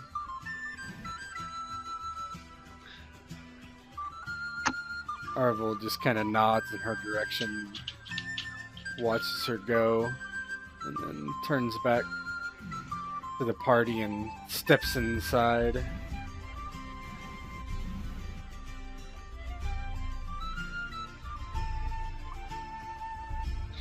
Now, as you do that, oh, go ahead. And as it's getting, later and Ereviel steps inside, when he steps inside, he sees Vidar kind of rocking back and forth a little bit, taking a big swig off of one of his tankards. One of his tankards. He's got several laid out in front of him. And he kind of elbows Grimmer, and he says, "Oi, do you remember this song?" And he takes a swig off of his tankard, and he leans back and as the music's playing, he starts singing, "Fall over the misty mountains cold, to dungeons deep and caverns old, we must away ere break of day to seek the pale enchanted gold." And then he just starts laughing, and as he takes a swig off of his tankard, he just kind of falls back into his chair. And then Grimmer starts laughing. Oh, I could never forget it. Oh, but Vidar, I know we're a hardy folk and have stomachs of iron compared to all these one-legged man folk, but I think if I drink too many more of these, I'm going to die. We just might die. May the spirits accept us as we are, drunk and snockered. So as you guys, drink and dance, and Goody's up on the table dancing with Tilly. Everybody's drinking and having fun. Emo Ervil walks in. Yeah, he's just walking in. And he thinks that, he says to himself, the he's like, it appears we won't be getting an early start. Yeah. And Berendir stands to attention when Ervil comes in and makes his presence known. Stands and looks at him. Does he need him to come over or anything? Arvel kind of sees Berendir stand up, and he just kind of waves towards them and just shakes his head.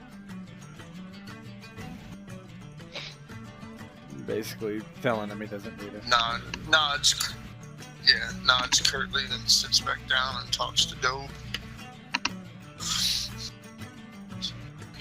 Looks at him and he's like they're going and says, "We're not going to let these hobbits and dwarves get the best of us. Tell me, do you remember the Song of Gondor?"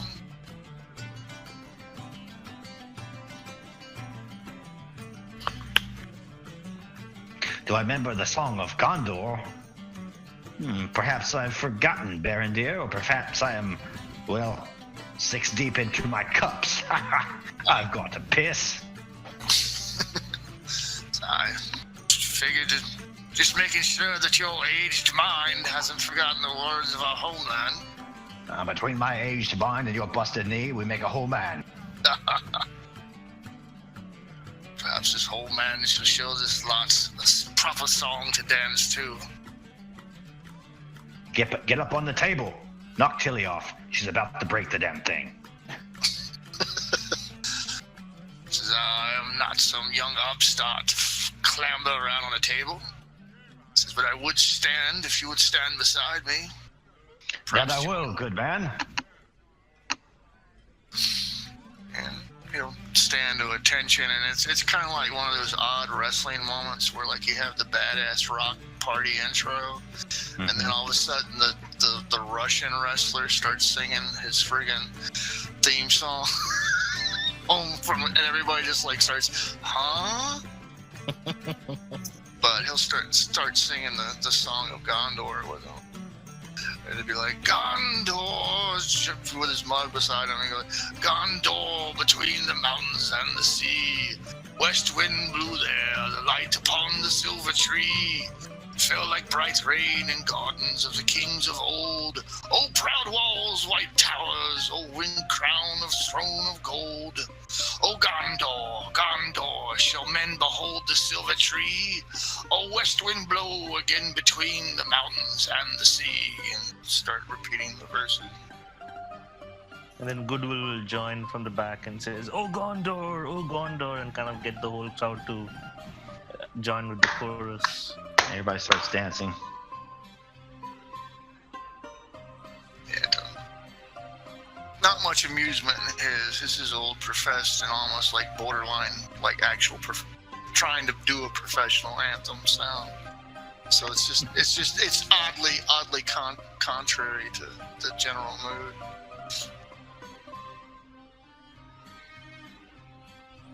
Finally, Emma makes her way up to the table and lifts her skirt up and stands on the table and plants her her heel right upon Moscow Meathead's face, which is buried in a plate of sweet potatoes.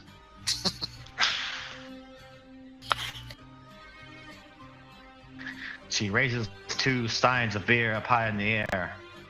Up high we sit on Tyrant's Hill. The council we keep is ours and still. We wander the forest far and wide, searching for lost loves and friends through the night. We toil and scrape and bleed and bled to fill our bellies and escape the dread that grows in the south more and more, and we bar the door, we bar the door. For we men and ladies of Tyrant's Hill are an island in the trees, a kingdom to ourselves, proud and fierce and stern without fear, as long as young Emma serves us beer and everybody cheers. All right. Is anybody else? Is anybody else maybe partaking too much? Besides the 2 dwarfs. Oh, we're hammered. I'll roll again if you want. No, we're good. We're good. Try to get more hammered, you can get a red X. Drinking as well, so Goodwill will be pretty sloshed as well. The simple fact that Berendir actually allows him the brevity to erupt in a roracious laughter as Emma's song concludes itself. That's reason enough that he realizes he's starting to lose control, so he cuts back. So, Goodwill, do you want to make the 1d12 plus body? But as you're a hobbit and you're accustomed to such things, I'll let you double your body. Dwarves aren't accustomed to drinking. We've got high body though, so it's They got high body. Goodwill's is like 2 or something. Yeah. Hey! So he outdrank us going over previous rules. Yeah, all that herb. Yeah, that mead don't do nothing with all that herb in the system. Yeah. All right. So the night wears on. You just retire to your quarters. Arvel would insist that he shares quarters with Goodwill, kind of taking what he said earlier into account.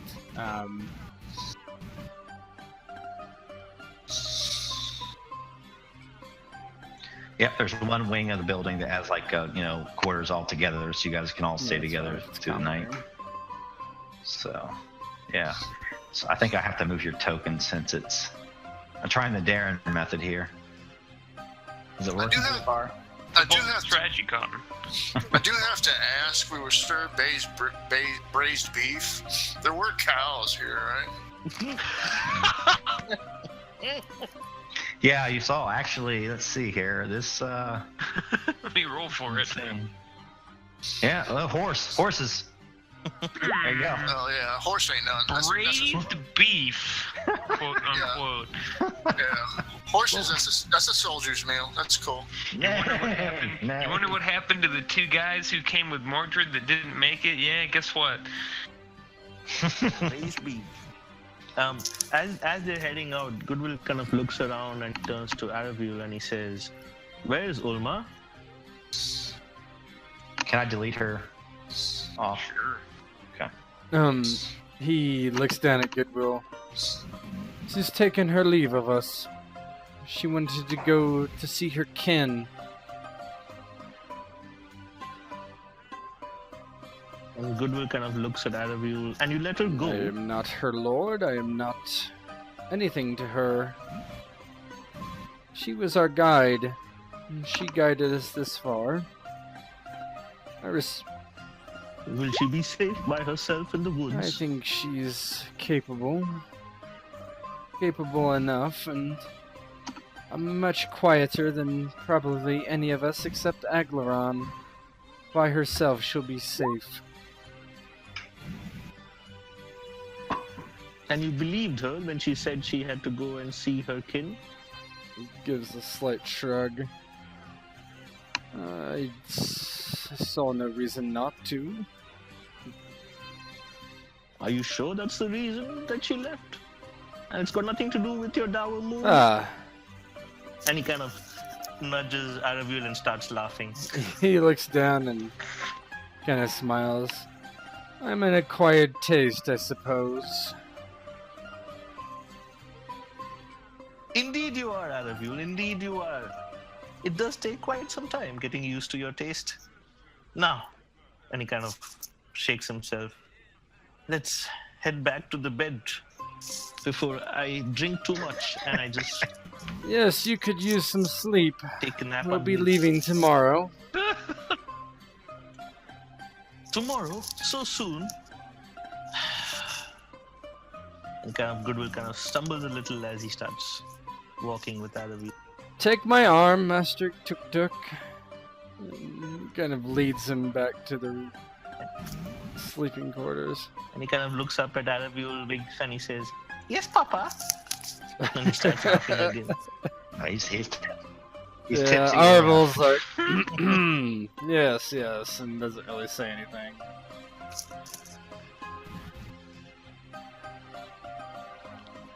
All right, I'm gonna move your tokens Yeah, to the go for quarters if that's all right. Sure. If I can figure this out.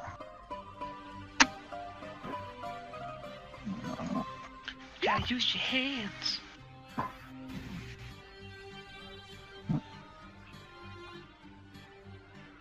The clicking and the dragon. Clicking in the dragon. And I'm not talking about Smaug. Despite the dwarf song. Who groaned? Somebody groaned. I yawned. No. You're hearing some shit in your house. No, it's during the dwarf song. Oh, Oh. that would have been, yeah, that would have been Chet. No Bad love for sport. dwarves.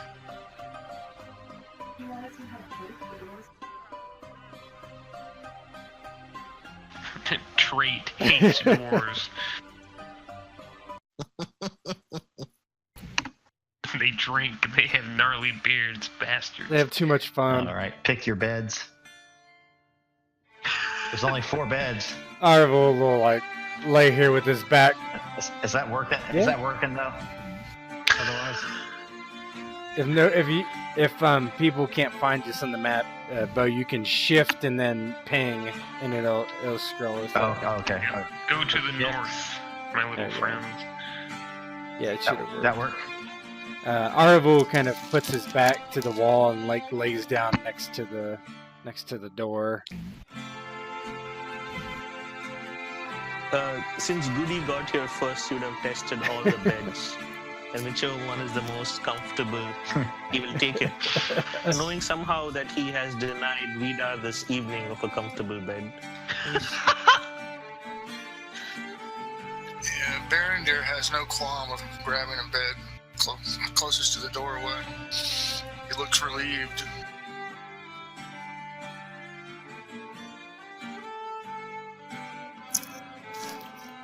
Grimmer will stumble around for a bit. Oh, never again.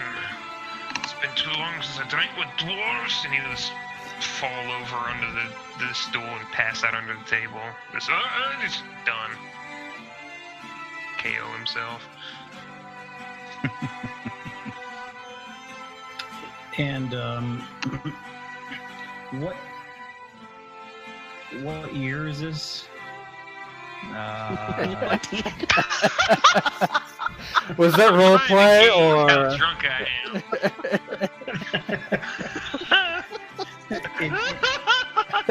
In game, what year is this? It's 3014 in the third age of Middle Earth.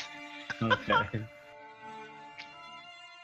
And Vidar kind of slaps Grimmer on the back and he starts making his way. Oh, if only King Dane could see us now. And he starts heading to this bed here.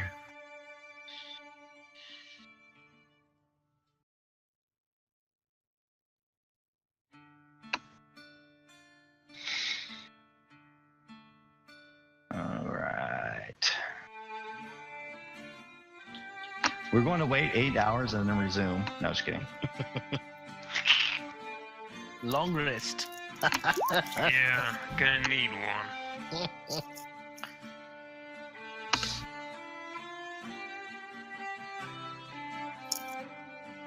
Sure, there's lots of snoring going on. Oh yeah. That's what you guys can wake up to.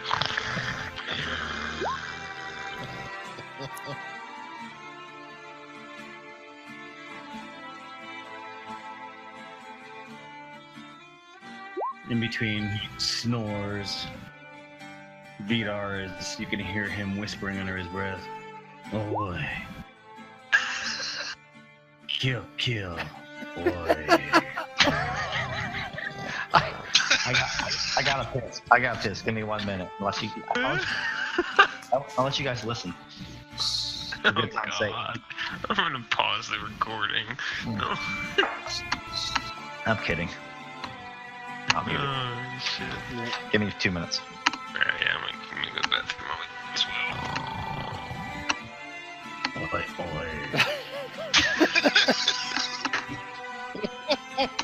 Arvel's like just sitting there, just like rubbing his temple, thinking that he probably should have drank ale so he could sleep.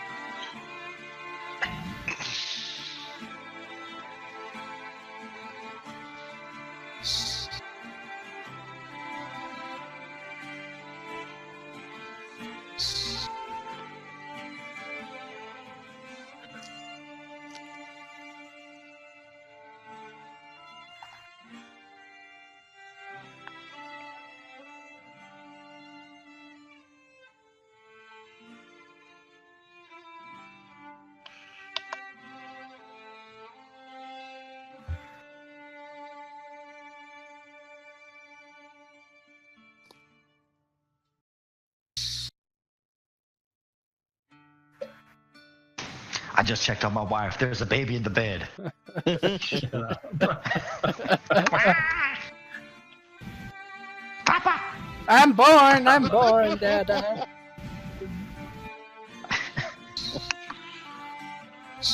I am baby, son of boss of doctors. Awesome doctors. I think we're just waiting for Doc to get back. No, not me. I'm right Ghost, here. I think. Are you it back? Ghost? Was it Ghost? Okay, it was Ghost.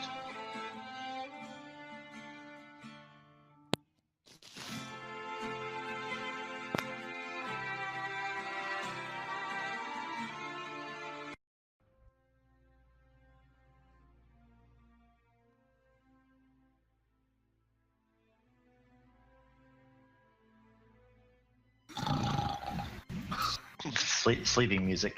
Like me in real life. Get your hands off me, dwarf.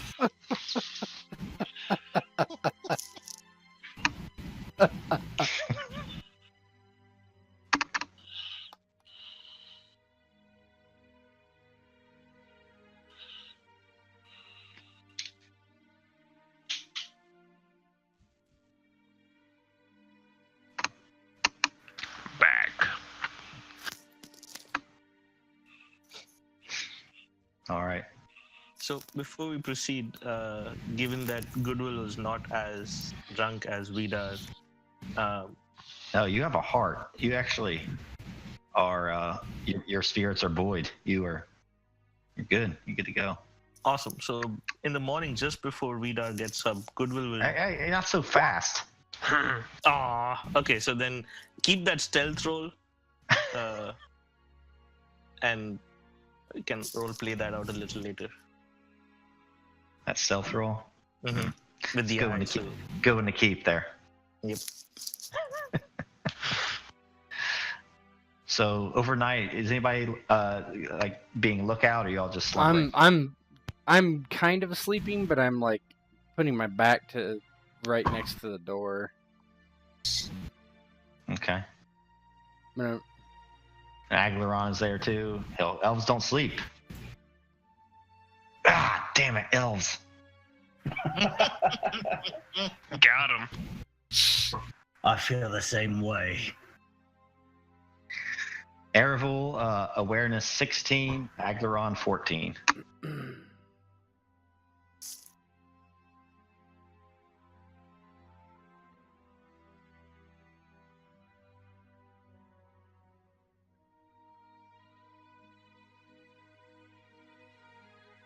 Oh, Oh, baby. Someone stepped on a twig.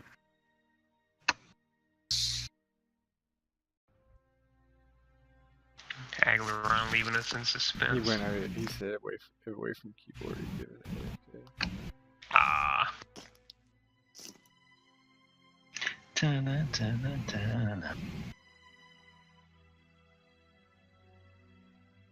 I'll be back soon, I think. Or not. Oh, elves don't sleep my ass. He's asleep at the wheel. Let Jesus take the wheel instead. Jesus. Jesus, take the wheel. Marchichiro, Get dude. the yayo. Sleeper has awakened. Wrong genre. Kind of a contemporary.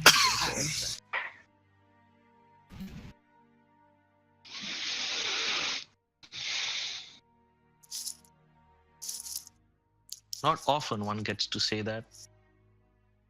Might take my son to see the Avengers movie tomorrow. Neither one of us will know what's going on. 'Cause he's 5 and I don't follow Marvel. It'd still be fun. I mean, I kind of watched. I've watched Captain America's. Still should be a good movie. I'm guessing. Comprehension is not a requirement for that movie. It's not. Yeah. Good. He'll like it just because there's probably a lot of fighting and Yep. Just explosions. watch Thanos. True awe. He's a badass.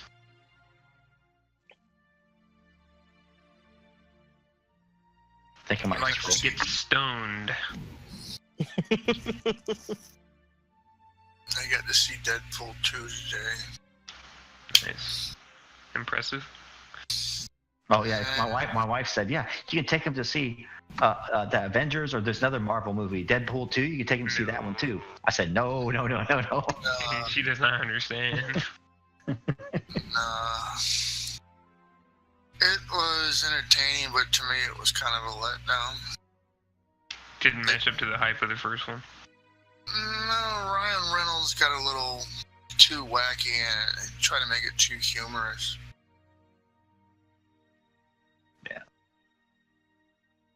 I'm just gonna roll for him real quick. I saw it. So.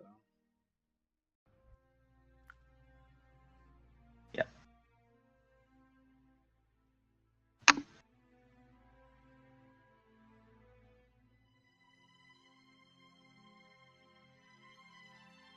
Boom, both of you guys. Rob. All right. So from behind the door, you hear creaking open, like something creaking open, like something opening and then shutting. Then you hear boots, like slowly approaching the door. And then you also hear boot steps slowly kind of creeping up the steps. And you get one round to kind of go ahead. Arvel kind of moves over to Berendir's bed and slowly picks up his scabbard off the floor. He wouldn't have it in his belt still. And slides the sword out and then kind of like raps on the foot of the bed, trying to wake Berendir without saying anything.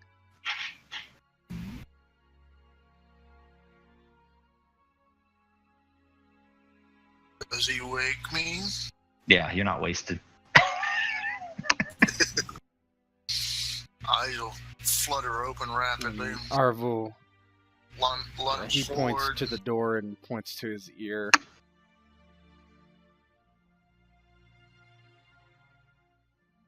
Baron will look confusedly, but nod in agreement. And reach for his stuff.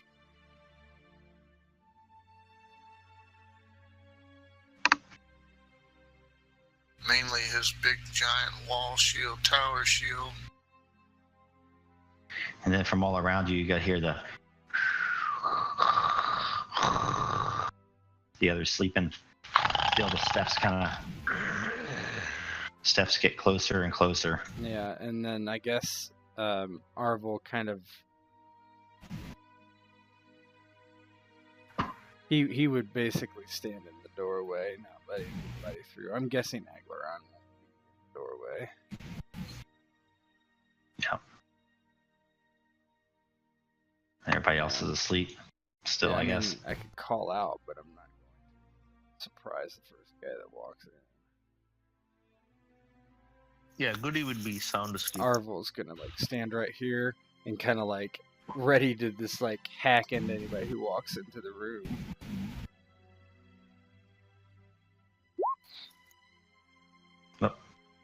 Oh, just in time. So Rob, you heard from out here on the patio, you heard like a door open and shut, and then you hear footsteps approaching. You also hear footsteps kind of coming up the steps down here, up and up the steps.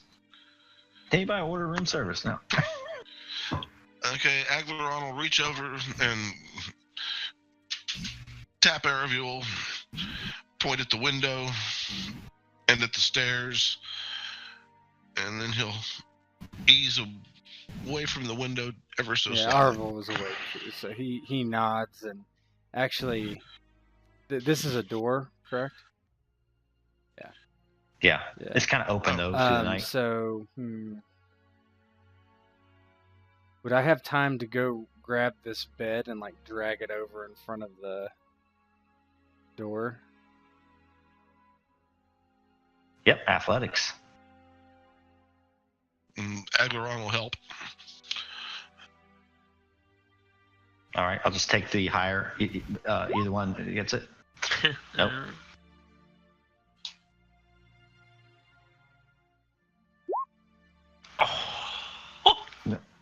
So you kind of scroll it over.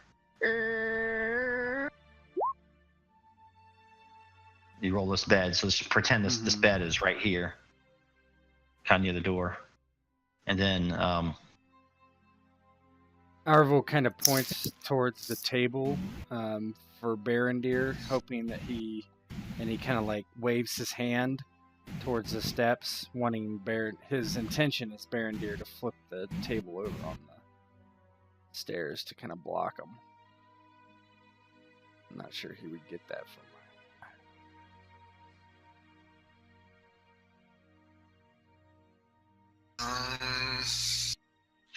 Inside. I was about to say, you want me to roll inside?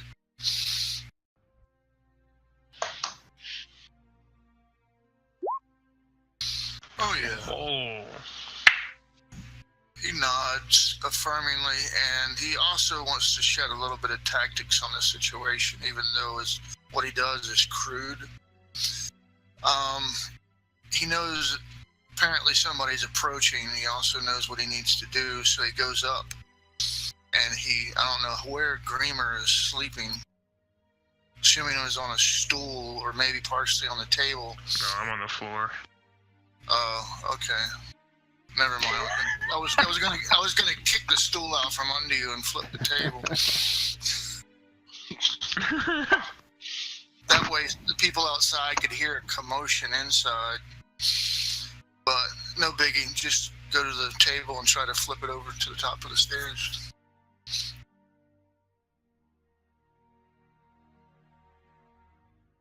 All right, athletics.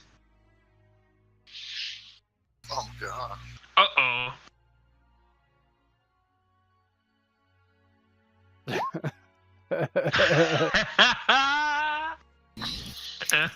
So you start to roll that table.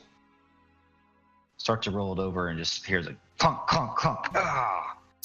And maybe it wakes up Grimmer. And Grimmer, like maybe you're wasted, right? So you might, you'll say like you get startled awake, maybe you'll shout or something. I don't know. Oh, what are you doing? And you hear from outside the door, and you hear from up the steps. He goes, "Hurry, go now! They heard us. Get the halfling." Yeah, when I hear that, With that, yep, men start to come up the steps.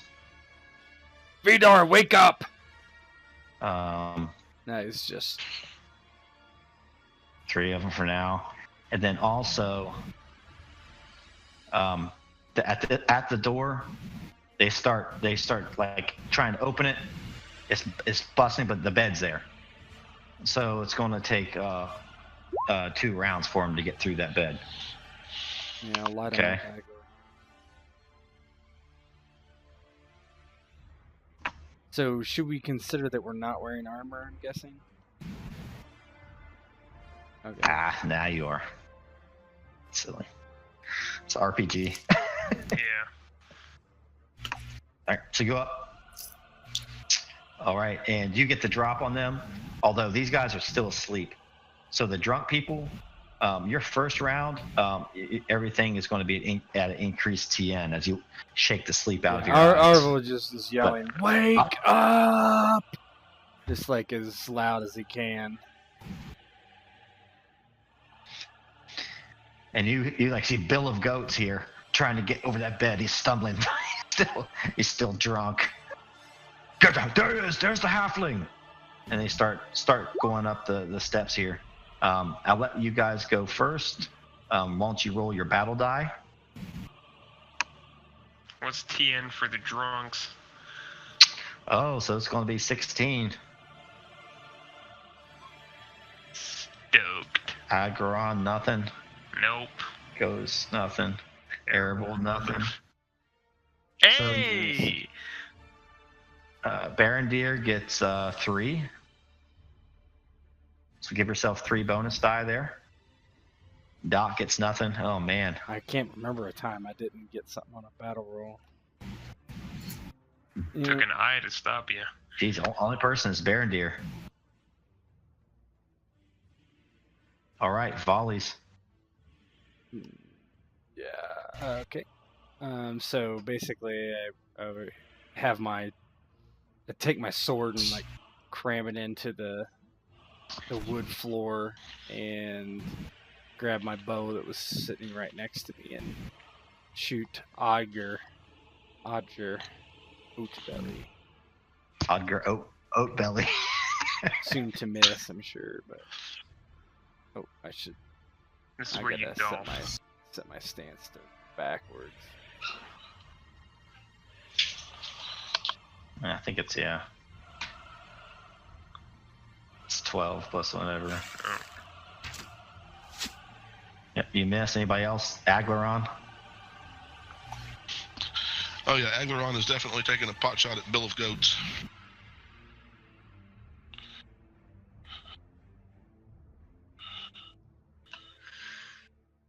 Attention.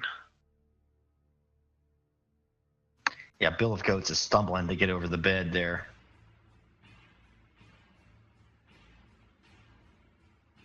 As Aglaron is slow to his bow.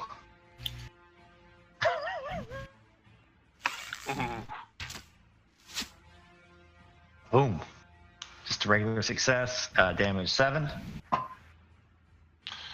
Yep. Ah! He falls down the bed, and blood soaks the bed, but he gets up, and you can smell from here the whiskey on Bill of Goat's breath. You can also smell the goats. Gonna kill our farmer. Anybody else have range, Goody? Yeah, Goody. Berendir. Go ahead, Goody. Goody's gonna shoot at Bill of Goats following Aglaron's arrow. Yeah. Oh. Nice. Boom. 18 plus 3, so 21. And edge if he's not dead. Is your character damage 3? No, plus 3 to hit always with this bow. Oh yeah, the plus he's talking about the hit. Oh yeah. Okay. Oh cool. 7. So that's 7. On which one did you shoot? A Bill of Goats, and it's with a great success. And a wound.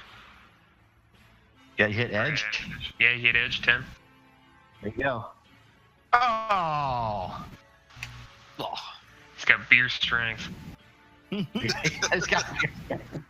And I think that's it for volley, right? Yeah. No, I still have one. Oh yeah. Oh, Berendir has one. Yep. Yeah, Berendir's attention's focused on the 3 men coming up from the stairs, but when he hears 2 arrow fires go around, he spins and he sees Bill's drunken form take 2 shots.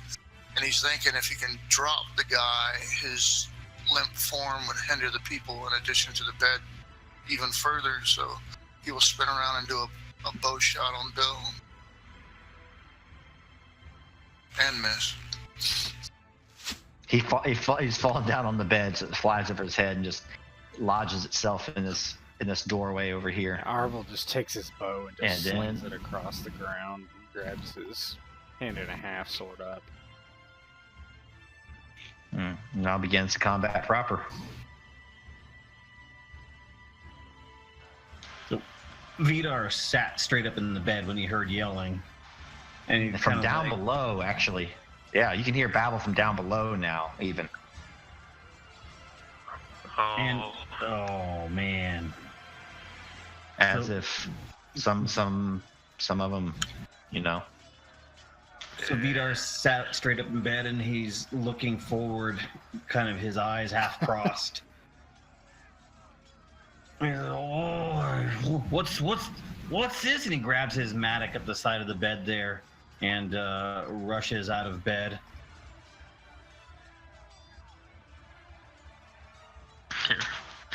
Grimmer will Yeah, come out of his stupor. Good. The first round for the drunk people is going to be increased TN by 2.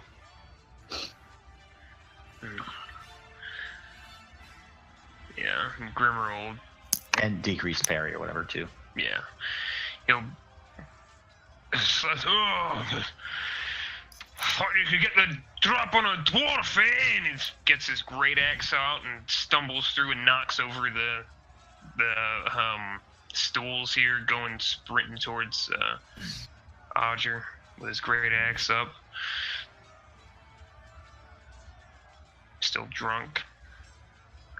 All right, you guys want to make your attack? Is everyone set? Think so. Go ahead, Vidar. Oh, good. I'm glad you go first. So in his drunken haze, he takes a swing and clearly misses wide.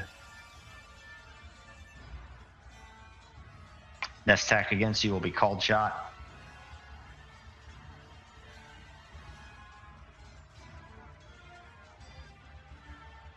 All right, and Grimmer will see Vidar miss. You've gotten slow, my lord, and it's run over and.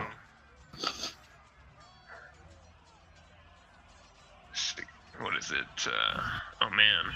I can't seem to fix that hashtag thing. I Yeah, don't know what the problem is. I'm gonna have to roll off this sheet. I don't see the great axe here. I might not set up your new guy like that, man. Sorry. No, you're good. So it's TN would be his. So it's plus. It's a +2, but what's his parry after forward? I mean, the guy's parry. I'm hitting Odger. Yeah, just roll it. We'll figure it out. I can add that macro on like real quick. Okay. Grimmer. I'll just roll it and we'll see what happens.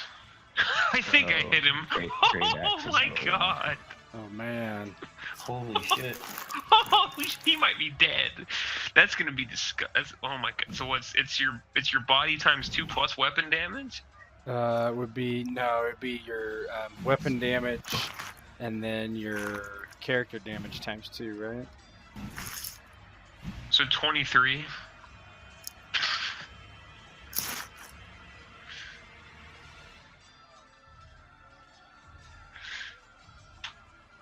Oh my god, it's brutal. Yep. Oh yeah, who you shooting? Augur? Odger, yeah, I run up with Yeah. my axe. Yeah, he's dead. Ah! Cut him just Yeah, you across got him. the belly. Just Increased TN did not make a difference. Drunken, don't give a fuck. Oh, sorry. GM can break the rule. It's fine. Don't worry about that bullshit. Drunken Oh, no. dwarves like to fight. Exactly. I have beer muscles. All right, who's next?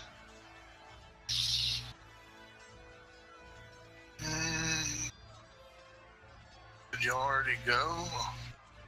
Berendir spins around, sees 2 drunken dwarves wielding 2-handed weapons like crazy. Does not like the idea of that. So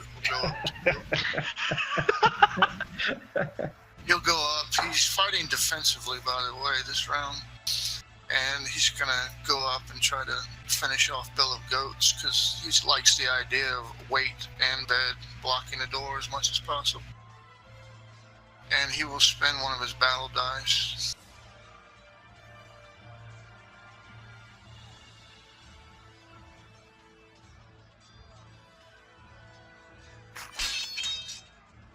I'll roll that d6. Nat 6. Oh. 17. 17 and miss, huh? He needs hope, though. Yeah, I'll spend one hope. I got a decent amount. That'll add 8 to it. Yep. 25. You get the bastard. You cut him down. He falls in the doorway. Yeah. And the others behind him still trying to squeeze their way in. Arvul looks to Aglaron and says, "Stay with Goody." And he just rushes this guy and kind of like stabs over Billet Goats to Jeff there. Yeah. Geoff. That's it. Bottleneck the door. Skewer them one at a time. Ooh. Ooh. Nine Those are damage. 6s. Yeah. He just kind of stabs the guy in the shoulder. He stabbed, but continues forward. There's nowhere to run. You'll all perish here, and we'll take the halfling and be well rewarded. Unlikely, Kerr.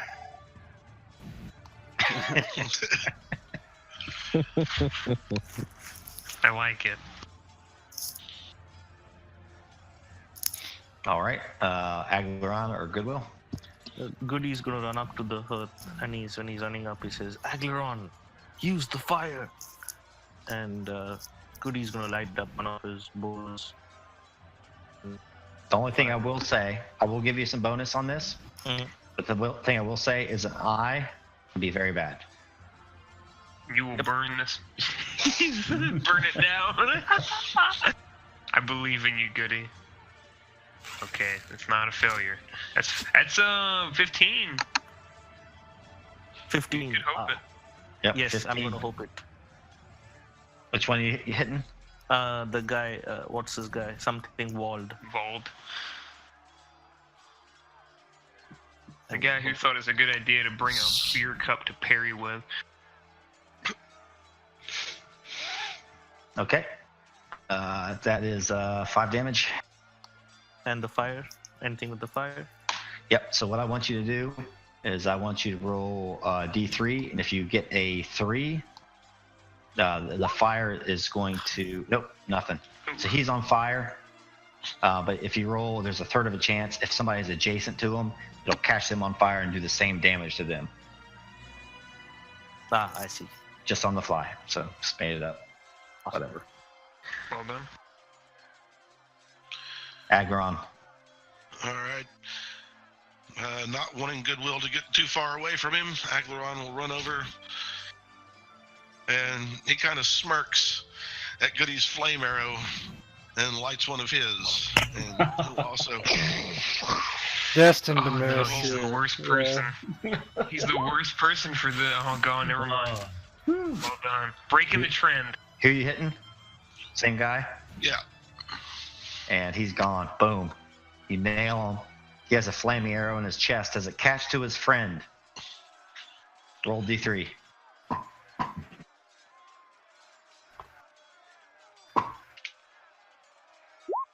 The suspense. Oh, no. He's dead in the door now, though. He staggers back, pins to the wall with a flaming arrow in his chest. It just sputters out. And that's it. Mm-hmm. That's it for you guys. Okay. The bad guy is here. There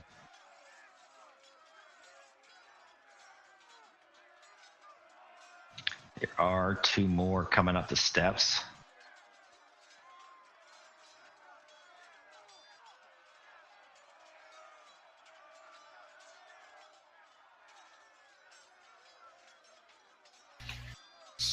Roomy Bill. Clever Hamala. But they're not going to go till next round. He rushes at the dwarves, though. These guys are still coming up the steps. He rushes at the dwarves and attacks Vidar with his sword. Ooh. That'll hit. That hits. Smart. And that's just a damage 5. That should have been a cold shot. Oh, you're right, but the miss is in. Thank you. I got you. That misses. So is it not the damage 5 then? No, it has to hit a great success Yeah, if it's a called shot. he was close, but no cigar. He would have crushed you if he had, though. Mm-hmm. You notice that macro's got an error in it, right? Yeah. New characters. I didn't have that much time to work on this one. All right. That one's done.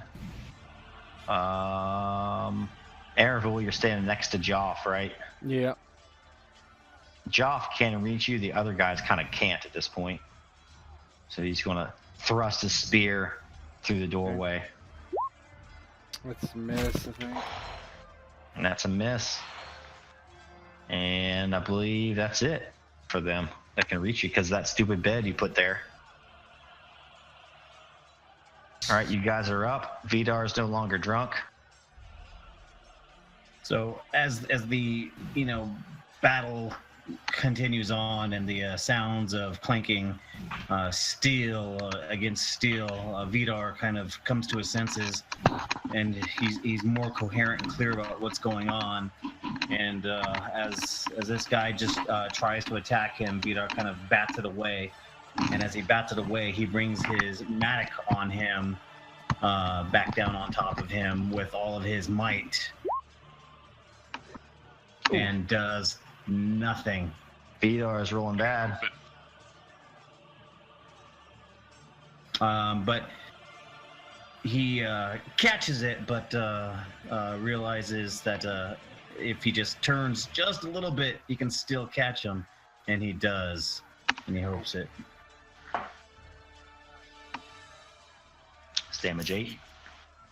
Mm-hmm. Spend your hope, son. I did. And you guys should always upstate things on the sheet, not the bubble. The bubbles are just kind of for me to keep track of stuff because I can update them. My little macro that I have. Yeah, I did it on the sheet. Cool. All right. Grimmer. How dare you interrupt a dwarf's sleep? Oh. Oh, man. Jeez. That'll be 16. That'll be dead. Cleave his leg off and wild-eyed look at the guys come up the stairs. Come on! Show the world how dwarves kill the tall ones. Bangs his head against his axe a couple times. Like cutting trees. Berendir and Erevel.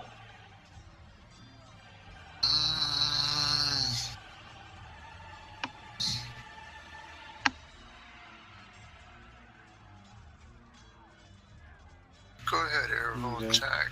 So as the spear kind of that comes through the doorway, he kind of actually grabs it with one of his hands.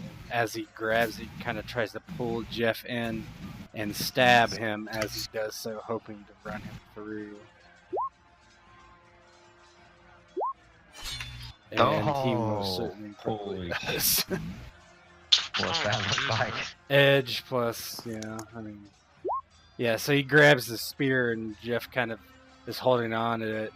Erevel just crams his hand and a half sword all the way down to the hilt, through his sternum, out his back, and he just kind of pulls it back, and as he does, Jeff's chest gets caught on the door jamb and kind of helps Erevel be able to dislodge his blade and crumples. in the doorway.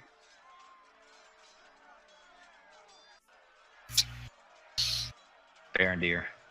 Berendir's moved to forward stance, if you haven't noticed. He's helping push against the body in the bed, but at the same time, he's screaming out to everyone. He's basically going, "You foolish brigands! Says you let the lure of greed get the better of you. Can't you see that over half your number's already dead? I tell you now, flee, and you will be spared.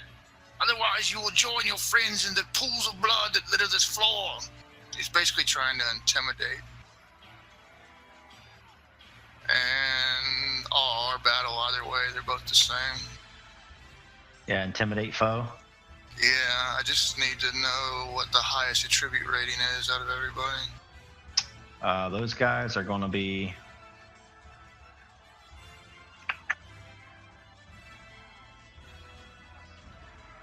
I'll tell you. They are attribute 3. Target number's 13. I will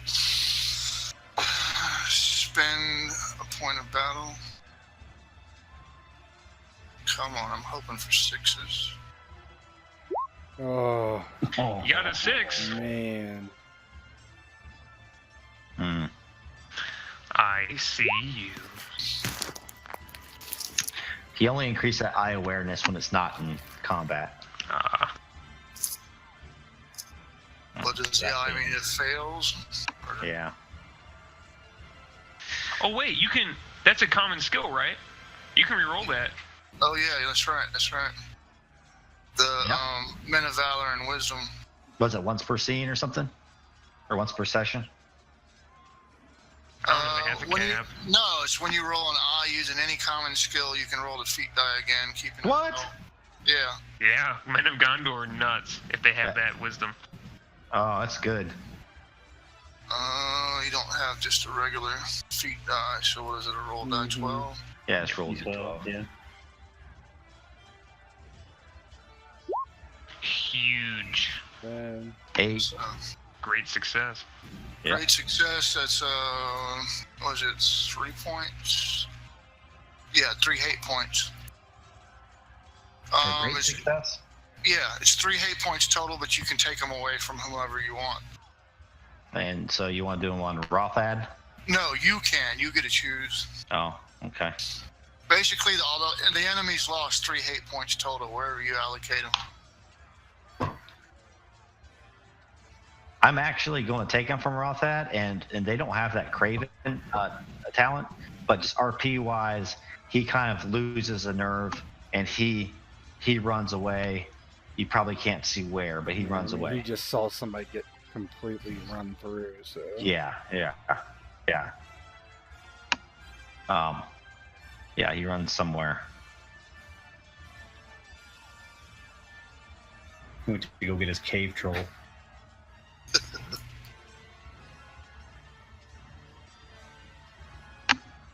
It's our shooters.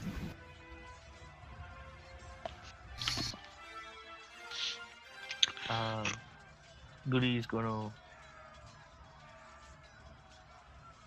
just shoot Rumi, Bill, or whoever this guy is coming up the stairs. Not a fire arrow this time, just a standard arrow.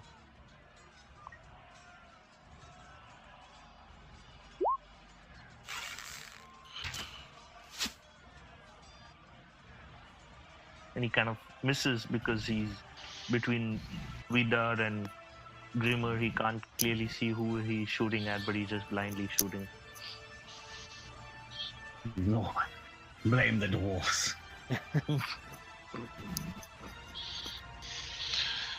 Aglaron too will shoot at Rumi Bill since he's first one up the stairs. Rumi Bill.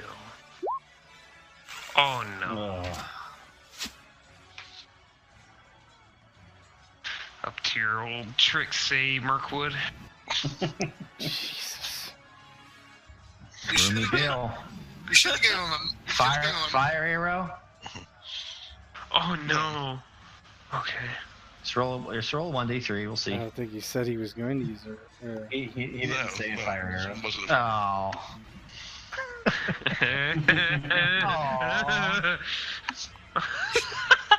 You should have gave Bill a milky eye and spelled it R-U-E-M-Y. It was like roomy. Like.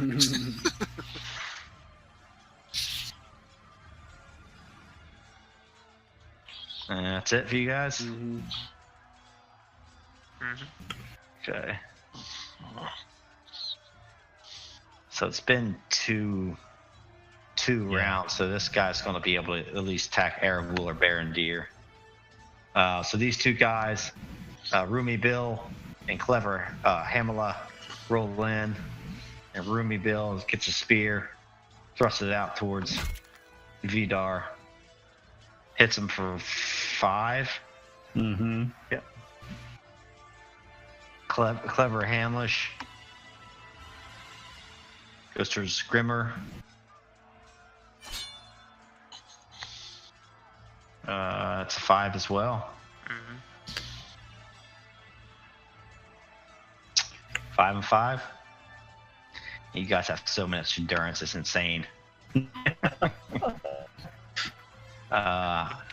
Cuts with Bill Wine, eventually claws his way up over that bed, and maybe he was obstructing his view. He's now met with 2 warriors right in his face, so he panics and thrusts out at one of them. Berendir takes a downward stab with his sword. Oh, fail.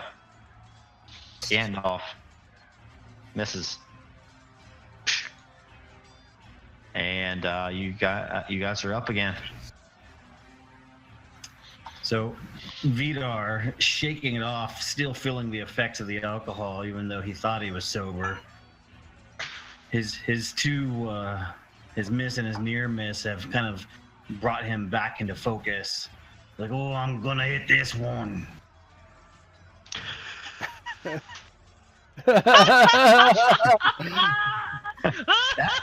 awful. That's awful. Ugh. I'm stealing your thunder. Grimmer. This new upstart's taking you down a peg. Oi! Jesus. Just 9. 9. 9, yeah. Right, just cut him across the shoulder. Don't back up, Clever Hamish. You're always so clever before when you're trying to cheat me in cards. Aravul. Yeah, Arvel. I thought it was Grim. Oh. Yeah, okay. Yeah, Arvel basically sees this guy come in and just like steps forward and just swings down at his arm, trying to just take it off at the elbow. He's not worried about anything else besides hitting this guy.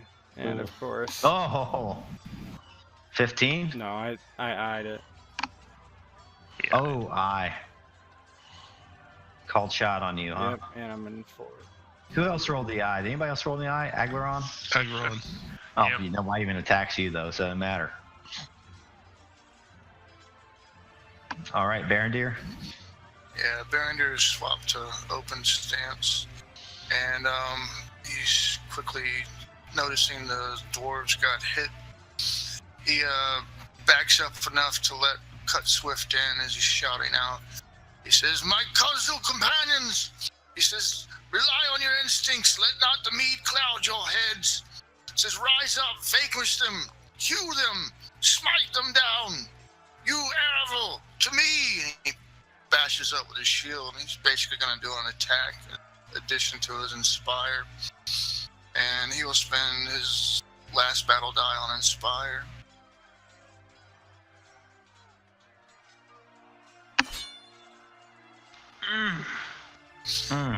Hope try to kill this guy because if he hits me, I'm fucked. Well, he still gets to roll a d6 for Oh yeah, that's true. But he's using for No, Inspire. I did that for Okay, Inspire. gotcha.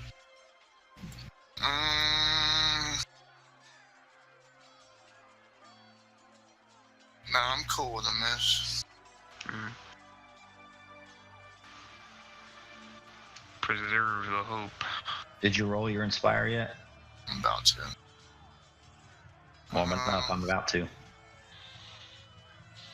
Huge. Oh, I'll give it the D6. 6. Net 6. Come on, baby. Oh. That's what, 3? Yeah, 3 to everybody. I can go for that. I feel inspired. Add 3. And then we got Aglaron and Goody. Goody now takes careful aim, sees that this person is now attacking Vidar. He kind of shifts to the side, and he shoots his bow.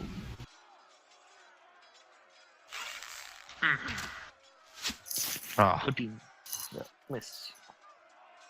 Yeah. I don't think you can hit that one. Aglaron.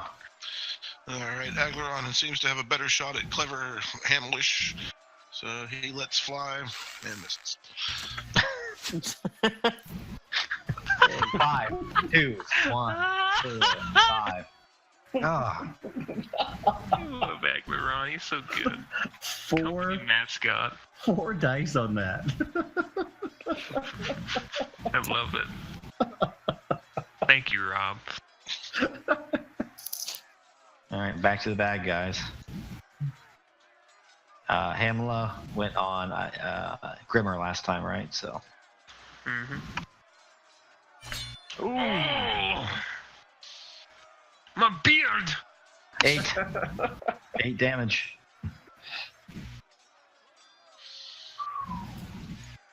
Cuts with bill wine. It's a cold shot, right? Oh. Oh, What's he cold got shot? Oh no. 8 damage and protection. Says he attacks Berendir though.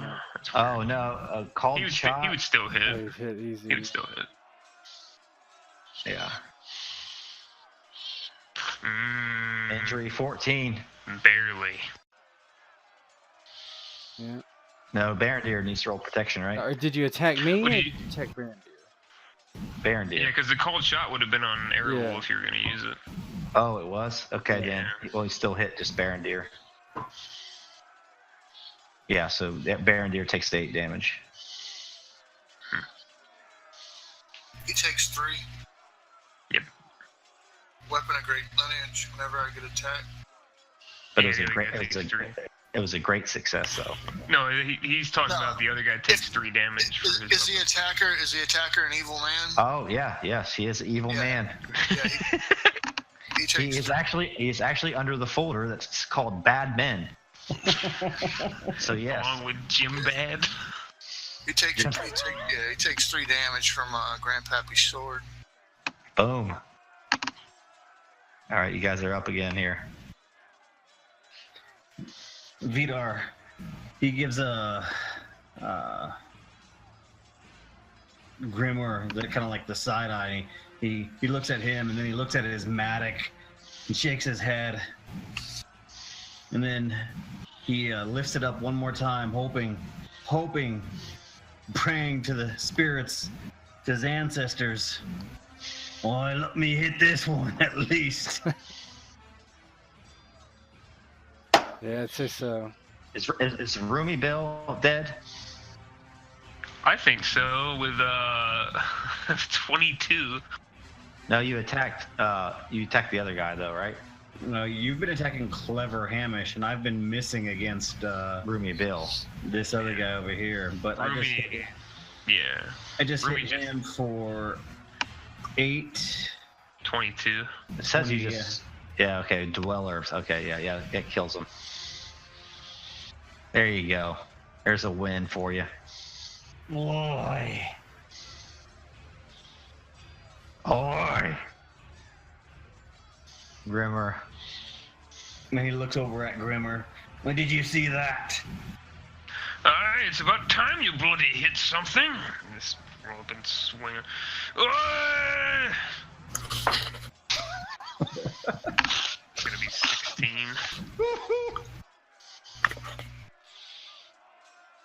Alright, what's that look like?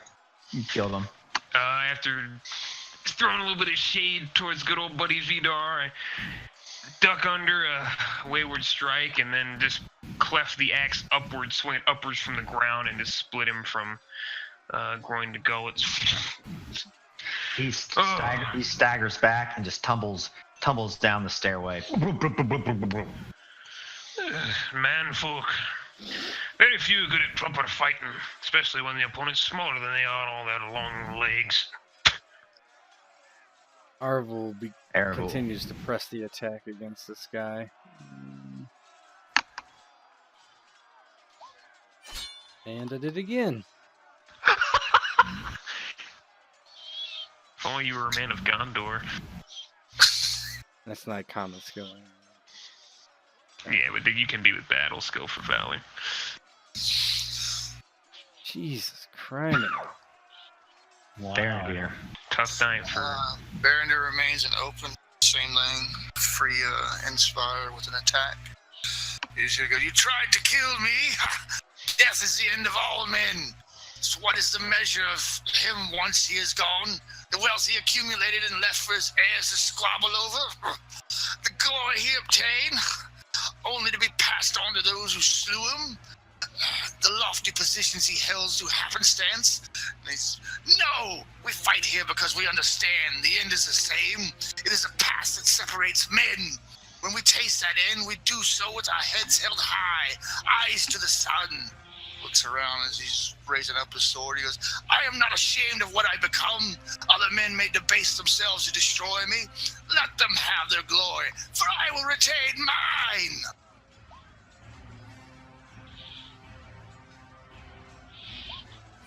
Rock it out. Oh! And he misses. Do your inspire at least. Could still hit that fat inspire. Yeah, I will spend hope to add 8 to that. Ooh. Make it hit him. Yeah. That's 5 damn. Yeah. 5 damage. All right.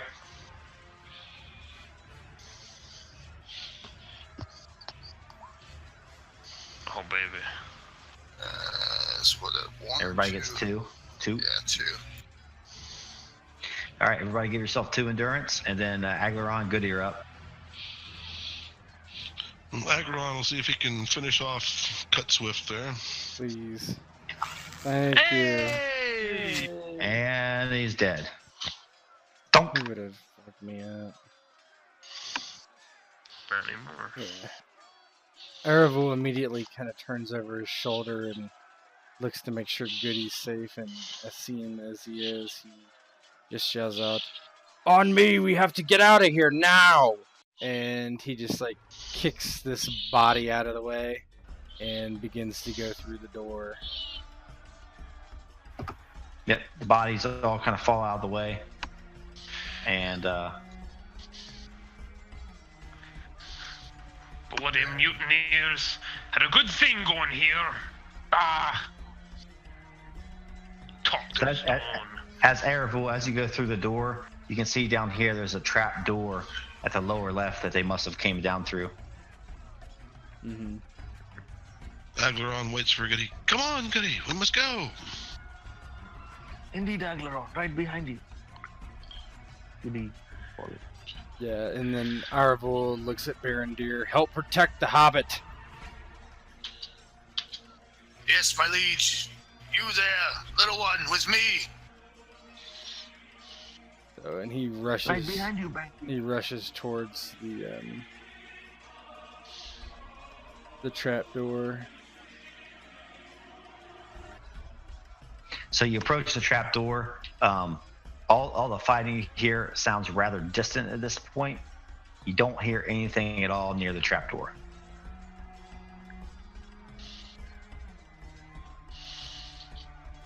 I'm gonna go open it. Why, let me drop down first there. Aye. As well, dwarves can see well in the dark. He just Might I suggest you just simply flip the damn thing backwards and let it fall? That way, if there is anyone waiting below, arrows will hopefully fly up first. So you open that the door, the trap door, and it looks like somebody has climbed up there with a ladder. The ladder has kind of been kicked away, and so down below you, it looks like it opens up into like a privy, like like a bathroom stall type of thing, like through the ceiling. Yeah, Arvel just like shakes his head, just like not seeing how like far it is and doesn't want to risk it. The other way, come on. He just starts. Dwarf cannonballs into the outhouse. Just starts back No through. wonder they smelled so badly. He heads towards the stairs.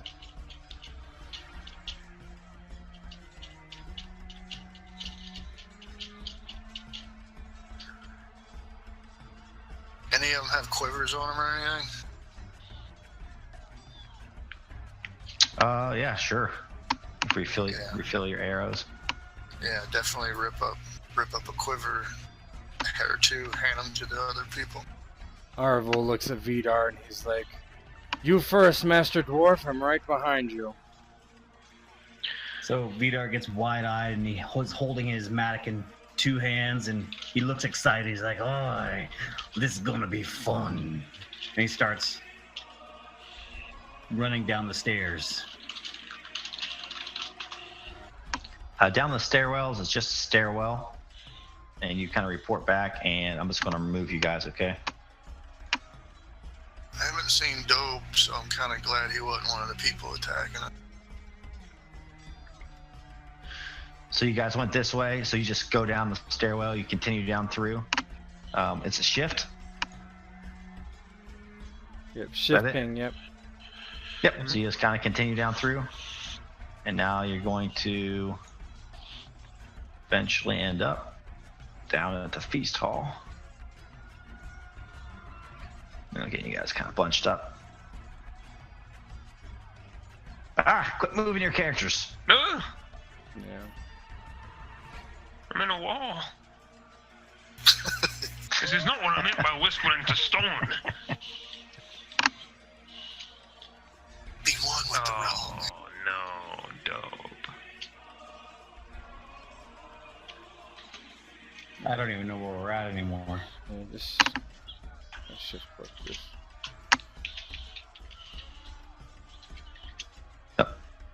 See where you're at now? Yes. There you go. So you all come down the stairs, you hear fighting. As you come down, you guys see the body of 10 Shilling Sam. His shillings sprayed out beneath his bloodied body. You see a mailed man pulling his sword out of the body of a quite lifeless Dob. Oh. Go get him, Berendir. Not cool.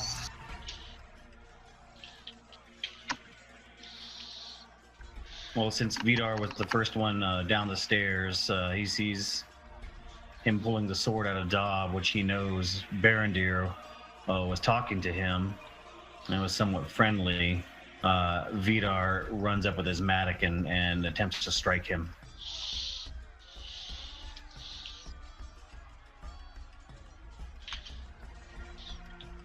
All right, give me a battle roll.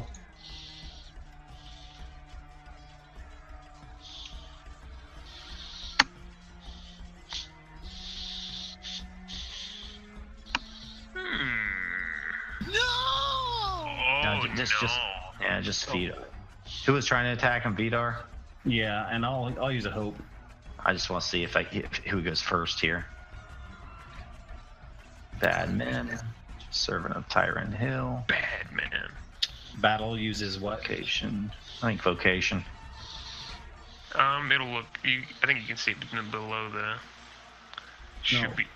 If I use a hope, yeah. What is it? Battle is vocation, yeah. So let me roll his battle. Let me roll his battle and see if he gets. Oh, I don't think you're beating that one. He gets a 22. So as you come up on him, he turns around and attacks you. Oh, barely. So 5. So he stabs you, cuts you. Don't you know you should never come here? You can join us and be rich. And Vidar kind of he recoils a little bit from that stab and kind of spins around. He's all, "Oh, and don't you know, I already am rich." Swings his mallet at him. Oh! Only 15? only Vidar could do that. He has 1 point left. Oh. Boom! He staggered back against the wall. Oh, already rich? Perhaps I could join you. Oh. Anybody else want to finish this guy Oh off? yeah. Oh yeah. You should let I guess Berendir do anybody. it. Yeah. If Berendir wants to. No, you gave Berendir an order. He will be torn internally, visually, like he's sneering at the man, like he wants to kill him, but at the same time, remember, he's supposed to have a ward. He's a good soldier. So all he does is he leers like he's going to lunge forward for a moment, so it might scare the hell out of Goody that I'm about to leave him. But it's not until Vidar fucking lands a hit with his matic, he ultimately just nods like more again. The look. Oh, I'll do it. Who's this Hillbrand? Berendir, give yourself a hope for that. Oh. He's a good man. For that good RP.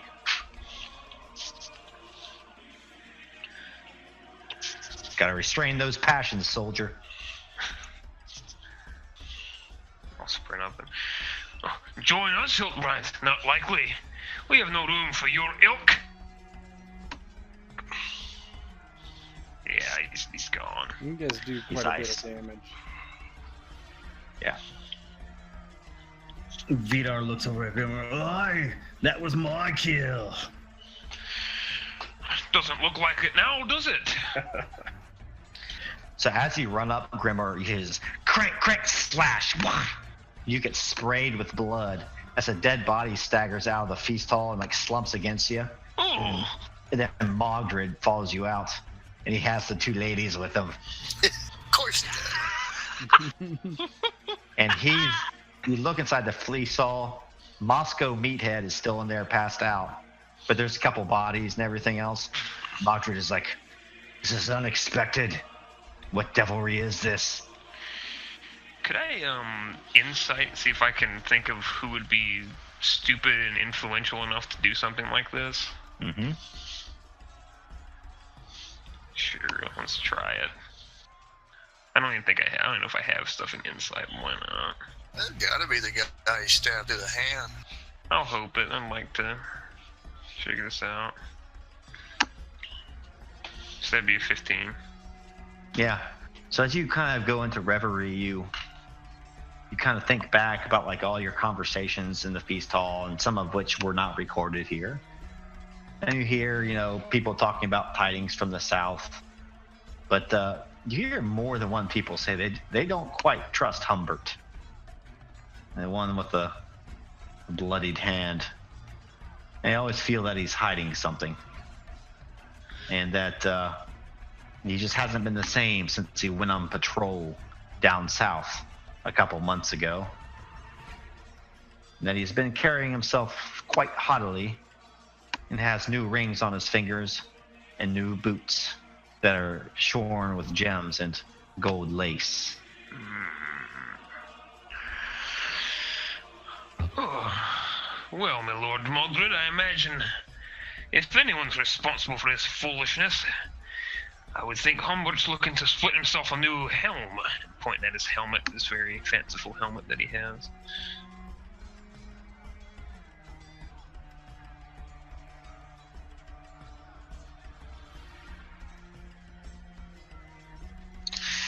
He says, "Humbert's been a good man to me, but you've proven yourself wise and many times over. You've lived among us, dwarf, and you've delved deep. You may have knowledge that I do not know. Lead the way, we will get to the bottom of this." Aye, lad, trust in the stones, point at my head. Stones never lie. Wink at Vidar. Yeah, Arvul is just like, he's done where he just kind of pushes past everyone and kind of then steps to the side waiting for Goody to get down. Mogdred will kind of bring up the rear with the beer winches. In the rear with the beer. The Goody will stand right behind all of you. Boy, this reminds me of the good old days, doesn't it, Rimmel? Good old days for you, maybe. I fought halfway through the battle and got stuck under a cave troll. No fun glory there. So, as I'm sure some of you can see as you go out the door, you can see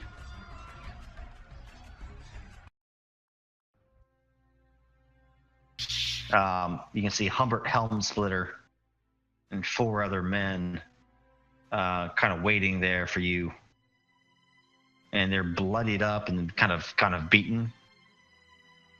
And as you walk out front, they kind of seem taken aback. Grimmer, Vidar, you still live. You weren't expecting that, were you? Where's the halfling? Was he slain? Either No. way, he's worth more to me. Dead or alive than dead. Bring him forth. And we will all. At that, Arvul steps out and points his sword at Humbert and says, "He's not slain and he will not be taken. We're about to leave your mortal coils." And he just hops down and begins walking straight for them. If Berendir hears the mention of the halfling, he's going to grab Goodwill, because he's already seen Goodwill try to run past him to get near Erebol. He's going to put his hand on his shoulder and use his weight. Basically, you're staying with me, kid. And Goody will be like, "Leave me, Berendir. Go to Aravul's side." Just lean down. He says, "I have my orders. You will stay with me till the time of the situation warrants otherwise."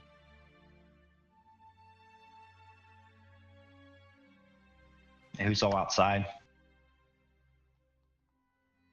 I definitely am.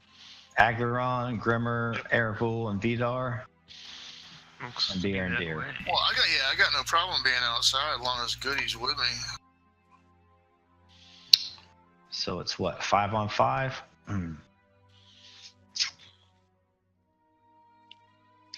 Appears to be 4 on 5, unless someone's trying to rush past and get into Berendir while he's protecting Goodwill. Okay, 4 on 5. I'm trying to figure out if he thinks he can take you or if he just wants to try to slink away and, become the coward. I'm not going to let him, so I'm going to press the attack.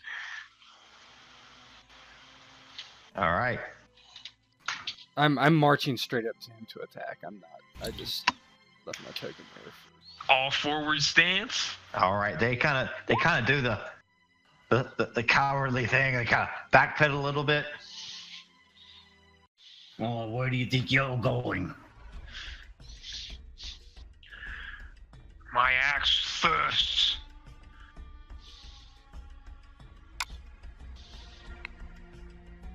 All right. Battle. Who has the highest battle? I'm sure Oh, it's we me. know who it is. Probably Erebul. That's the boss. I have 4. And here is Humbert's 21. I got a Great success, though.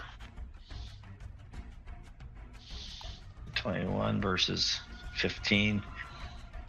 I think if you do a head-to-head, it's just a straight-up number, though, isn't it? For initiative, I really don't. Yeah, I have no idea. We'll just say they go, since they're Pretty kind of good like fighting. they're kind of prepared. You guys are gonna kill him anyway. All it takes is a couple eyes. Somebody want to bird dog that real quick? Let's see here. I would just say go with it. It's not a big deal. We're strong. We can overcome one turn of disadvantage. I believe That's in an us. initiative table 170.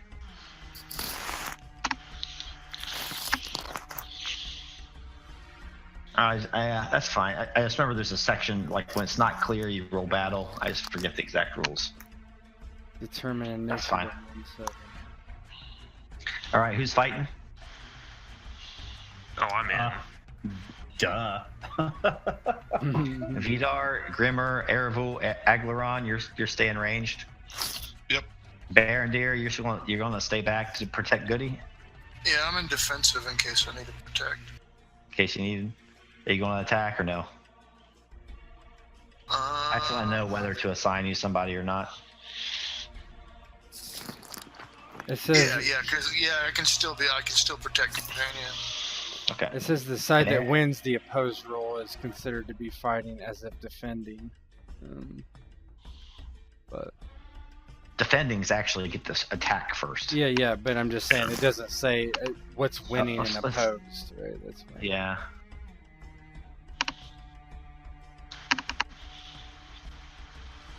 Oppose actions or roll 148. All right, let me look. All right. Comparing opposed results. When two characters both scored a successful roll, the results are compared in the roll that scored the higher quality of success. Yep, so that'd be me. Character, did you get at least a 14? I got a great, yeah. Yeah, you did. Great. Any great?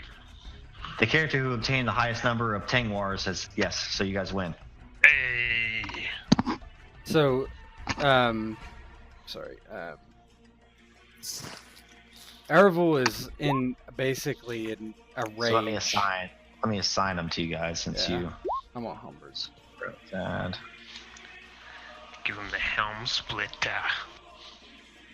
And Wheezy Jeb.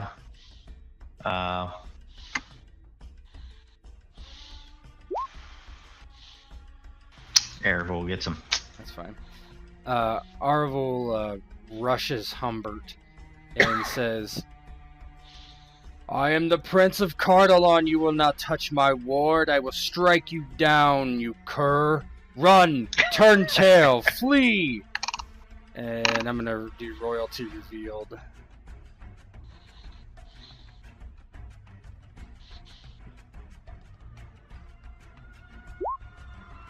That's just one hate. Do you get that as a free? Oh, yeah. Mm-hmm. Yeah, you get it's free. All right. We have to roll battle Yep. Oh, for combat advantages. Do we have to roll? Oh, yeah. roll it. Oh. I think this is a new encounter. I'm treating it as a new encounter. So yeah, do you, roll you it, want me it's to take that battle as my royalty revealed or my battle roll? fine. Just take that. Do a new one for your battle roll.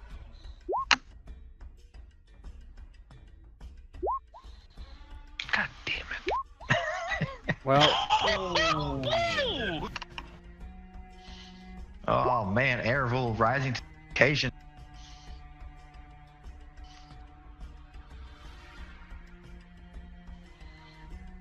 how many battle die is that? Three. Four.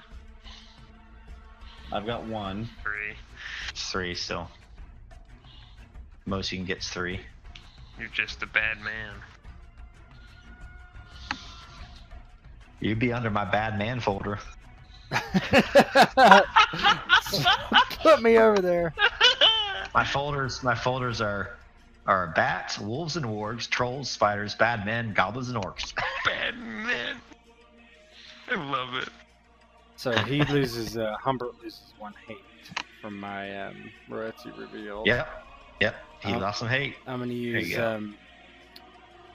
I'm gonna use one battle die.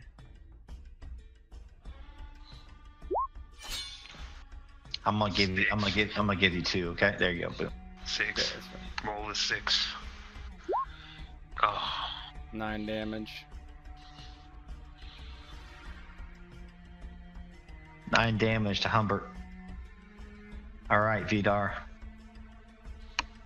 And Vidar, just kind of leering at Rothad, just approaches him and just takes a swing at him. Edge. Oh, yep, edge. So 10.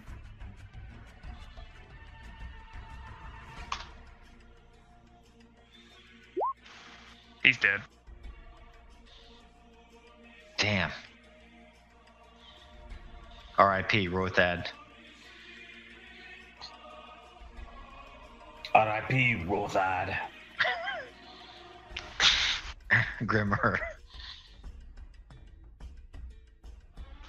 Oh, you dare try to take one of our guests as a prisoner? Oh, you'll get no mercy from me. Ho, ho! Oh my god. That is... Perfect roll. Just edge. No, No, not it's quite not perfect. edge. Gandalf. You have to get Gandalf. You have to get Gandalf. Oh my god. They've wronged us! Take his head clean I think Elm Fist. I think Elm He just Fist got is quite fisted. dead. He just got He fisted. just got fisted. It's just disgust. It's just he comes in kind of lackadaisical, and it's a parry that knocks with his sword, and then just a straight hard decapitation, but not just the head. It's like the whole shoulder and everything. Very brutal for Tolkien. but the truth. Bisects him. Yeah. Just, Do you want to go back to your ranged character? I'm good. I was looking for that Berendir Oma romance, man. Yeah. You can always find her later.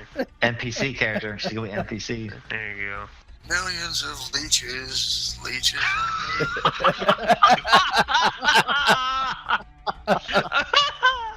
All right, Berendir. Get your mangy hide back down those stairs, dog. And he's just going to... She's going to spin a battle die.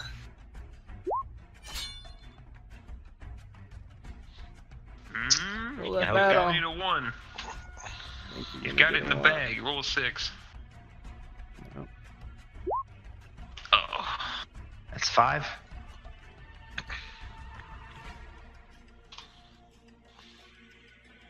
Agron. Aglaron sees them doubling up on Araviol, and let's fly at Wheezy. Wheezy! Edge. Easy. Edge. Ah, George. Damage is 7 on that shit. Edge Edge, too. though. 10. All right, let me take my damage off first. And here's the protection roll. Be wary. Oh no. Auto pass. Auto success. Corrupted Wheezy. So he holds his little dinky shield out in front of him. Dunk! All right. Goodwill, what are you going to do? Goodwill is kind of like struggling behind Berendir and his shield, and he can't get anywhere. He can't attack anything. Mm, You can. bunch of beer over here. Start drinking. No, roleplay wise, like Berendir is like following orders, so you would have completely blocked me off from coming to harm's way. I'm playing it like that. Okay.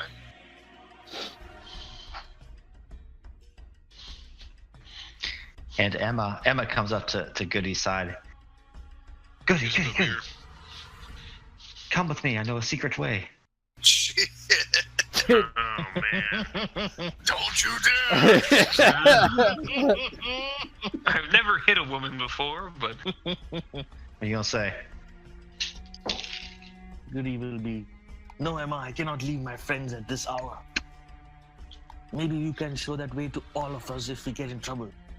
Stay behind. Protect yourself. She nods her head. Okay. She offers you a sip of beer as you watch. Goody will take that sip of beer, though. Yeah, the Hobbit definitely is drinking the beer while he's watching the battle. All right, bad guys up. Mm-hmm. I think that's it. Yep. So Yeah. bad guys. Yep. Wheezy Jeb. I'm gonna catch you. You might.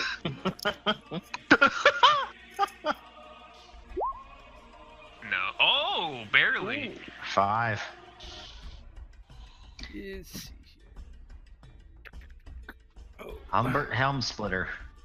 Oh man, Mm-hmm. could be bad.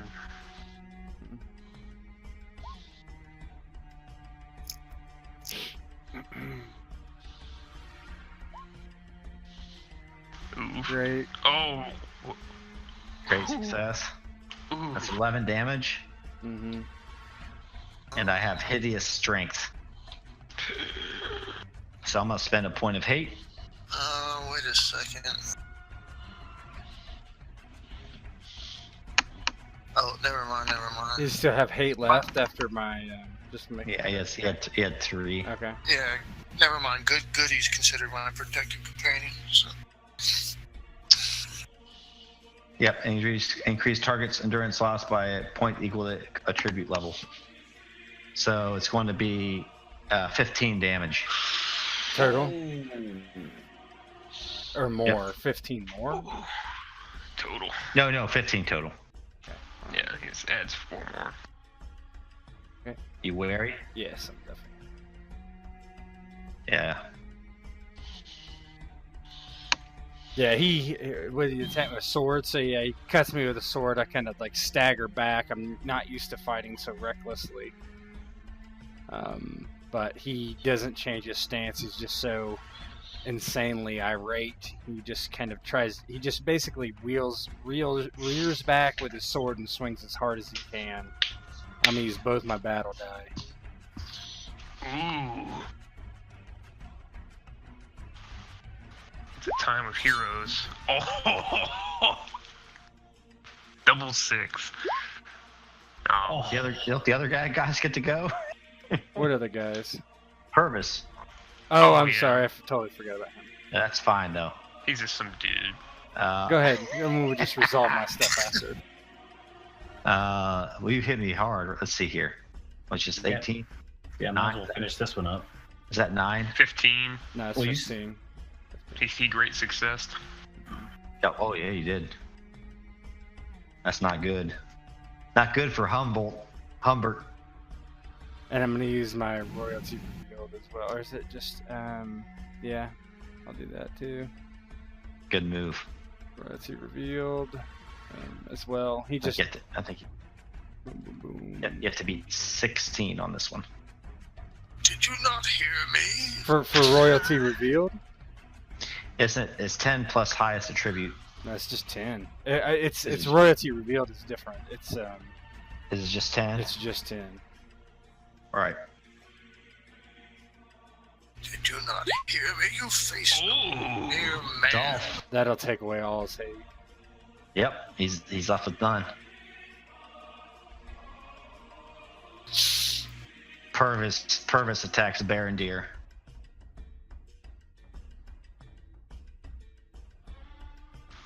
Ooh. 8 damage. He takes 3. For Granddad's weapon.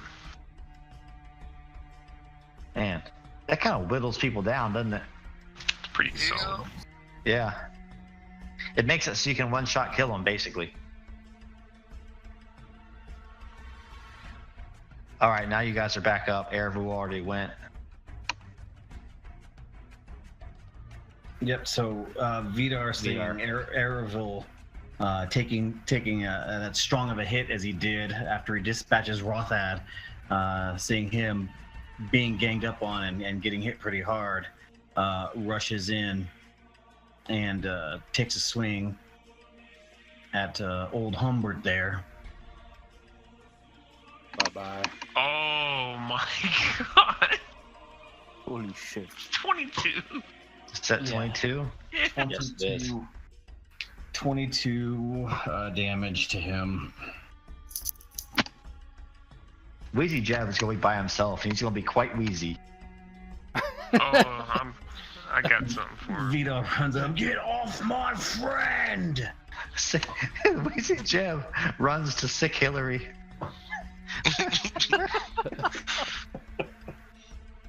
Oh man. All right. And Grimmer. Hold still a moment, Weezy Jim. I've got a cure for your bronchitis.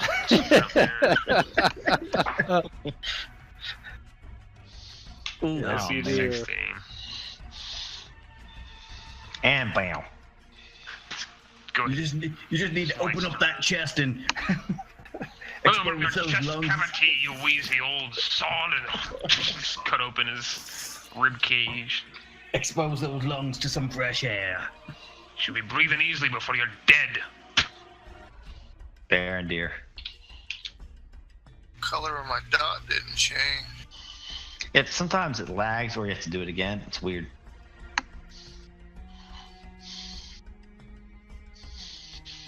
Yeah. There you go. Yeah, he's. Well, pardon me, goodwill. I'm gonna have to break my protection for a moment. Kill this Go guy. ahead, Berendir, while he takes a sip of the beer he's drinking, of the ale he's drinking. Yeah, he's going to open stance. Does his inspire and attack as well, because he kind of needs it. He's like, some of you are probably thinking that we may panic and run. You're wrong. Others are worried about dying or already dead. More of you will. Then again, all men die. No one ever gets out of this life alive. I fought at Cirrus Gorgor when everyone said we were finished. They said the odds were too great, but I said, be damned to them, for I am Berendir, and I have never been beaten. Not my man. Beasts, orcs, Dunlidens, or even the vile corsairs of Umbar. By all the good and evil of this world, I tell you now, I do not intend to be beaten here either. So good. I'm weary. Oh. I will spend a hope to add 8 to that, 18, and it'll be a great success. 12. Great success on Perv. Yeah. He's the Perv. The Perv is the word. It's gone. And is that it? It's yeah. Oh, Fire. I didn't roll an eye, but my inspire for nothing. Because I'm weary. Gotta be sleepy. Yeah, Aravul just kind of looks at the dead at his feet and just breathing very heavily. He's just extremely angry, and he just kind of lets his sword kind of dangle at his side. How angry are you? I'm Just very kidding. angry. Very, very, very, very. Just looks with malice at the dead bodies and kind of takes a step back. Almost staggering under his injuries, which are deep, and just turns and walks towards back towards Goodwill, and just kind of like slumps against the stoop there. the stoop. Yeah, it's kind of like looks down as everybody else is doing what they're doing. You're alright, lad. You took a couple of hard licks there. I'll live, I think. He kind of like looks up and makes sure Goody's up there and just nods. All that matters is that he's alive. Nods towards Goody. Mogdred is pretty badly wounded. That's why he didn't join the battle. But he kind of staggers out and a tear is in his eye, and he says, I did what I can, but I made too many mistakes early on. I am so sorry, my new friends, that it turned out like this.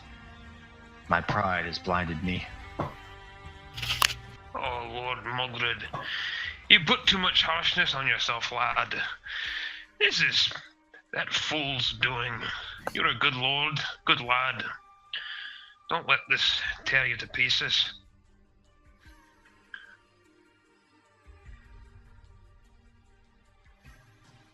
And Mogdred at this point, it's almost like all the good, it's like you guys are about it. the good guys, the bad guys turn on the good guys. A lot of them were killed down here, like when you were upstairs, and so it was a very close battle. But the only survivors were you. And so Mogdred basically says, "I'll take Emma and Tilly. I'll return north and tell them what has happened here.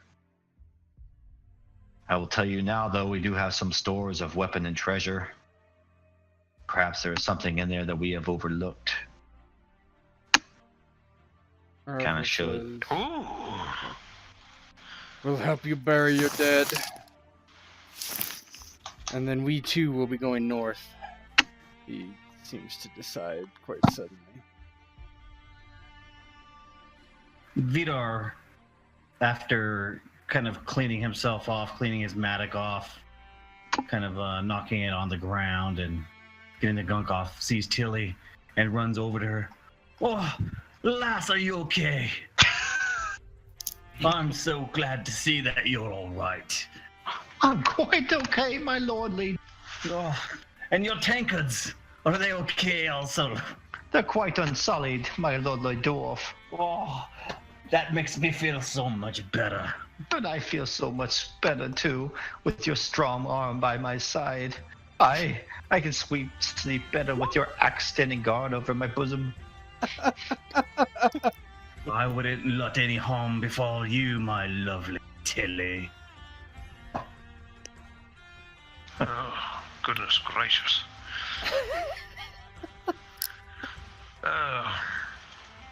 Grimmer is more interested in where these stores are. Now, you said something about stores. Mogdred tells you that, "Quit playing the fool with me, dwarf. You know where these stores are. You know where we keep our treasure. You're a dwarf." Never so, Lord Mogdred. I always kept my head in the dirt. Anyway, I'll rifle through it a bit, with your permission, of course. So Mogdred walks over to this area here. He's this big, heavy key, and he opens this big oaken door and steps inside. And there's like all sorts of valuables. And lots of weapons and such. Our teleport's there. Walks through the stone. Oh. So everyone gets just one treasure each. Okay. And magical treasure rolls are made as a companion search Tyrant's Hill for anything that may have been overlooked. You guys remember how to do those? Oh, I don't. No. I want to. They're kind of fun. I have a cheat sheet. Let me just pull it up real quick.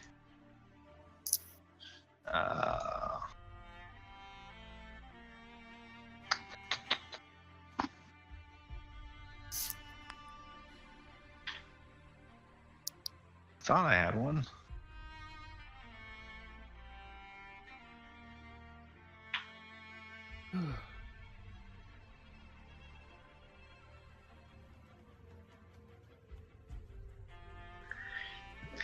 Test precious objects. Basically, I know the first part of it is everybody just rolls a feat die, and if you get a 12, you...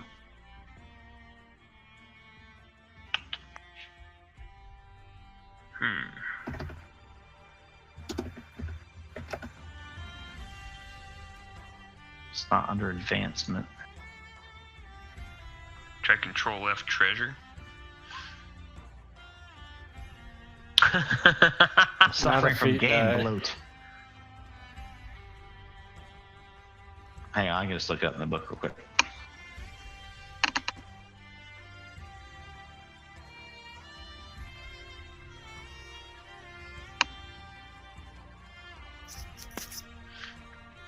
Dwarves get 2 rolls, right? No, this.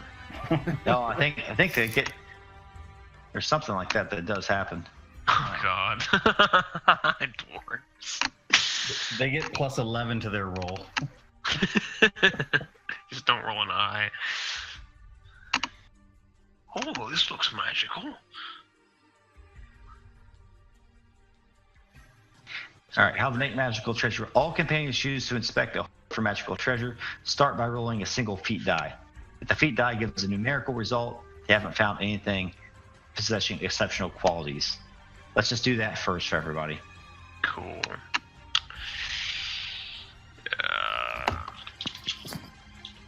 Vidar, nothing, Vidar, shut out. No. Ghost, shut out. There's no treasure here. Aglaron, a 1 is an I. Aglaron does find something. Erevel has an eye too. Erevel, did you get an I? Yep. No, he didn't. He got a 1. Yeah, He it's an actually I. rolled the feat die. Yeah, that's an eye. Oh, fair enough. Berendir, 5. Goody. 2. All right, everybody that didn't roll an I, you just get 1 treasure. Okay? Mm-hmm. So Erevel and who else? Aglaron. On an I result, object found is indeed magical, but has been marred by having been left too long in the shadows. Companion must immediately pass a corruption test, or else gain a number of shadow points as per the tainted treasure table. Yeah, somebody took Humbert's fucking boots off of him.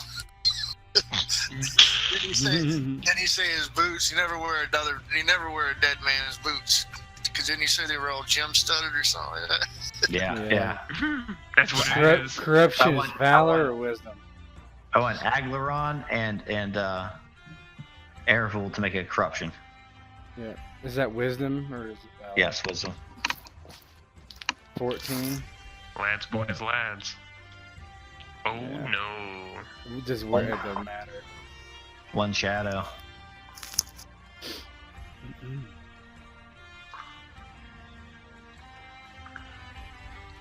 Aglaron. Oh man, the suspense. Do we do fellowship, hope, and stuff for the game? Yep, you guys can. Yeah, you can divvy that up at the end here. I'm pretty close to miserable.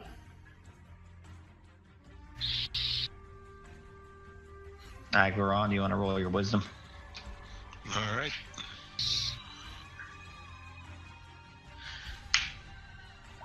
No. Shadow. You give yourself a point of shadow. Is it permanent shadow? No, it's not permanent. Temporary still. If the feat roll die was successful, another roll is needed to add another layer of information to the find.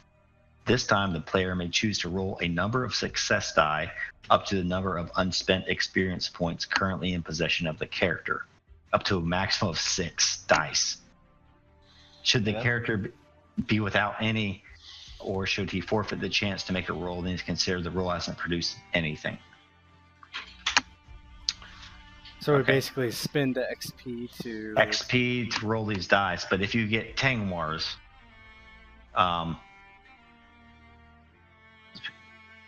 so even if you don't produce any Tangwars, then you still found a precious object. Now have you roll on that table? Yeah, I'll spend it all. If you get a single Tangwar, hang on a second, I must read so we know. If you get a single Tangwar, you may now receive a precious object or gain a wondrous artifact if you choose to spend a number of experience points equal to half the number of success die you rolled for the magical treasure rolled rounded up. So let's say, how many are you spending to roll? Well, I was going to spend 3, but that would put me at 0. Right. So I couldn't do it, yeah. So if you round it up, let's say, I guess you could only spend 1. If you're shooting for one of the wondrous artifacts, you could only spend 1 really. I can do that, that's fine.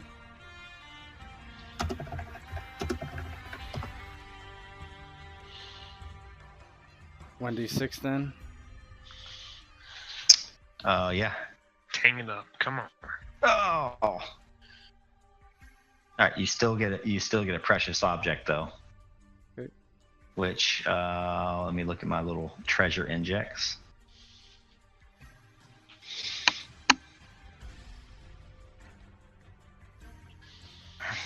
Okay.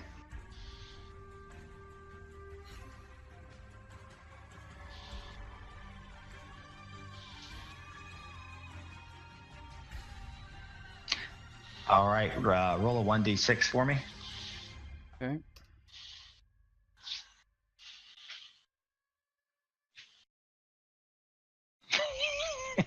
Roll it again. That's the one Vidar found. 5. Ooh, this one's a cool one.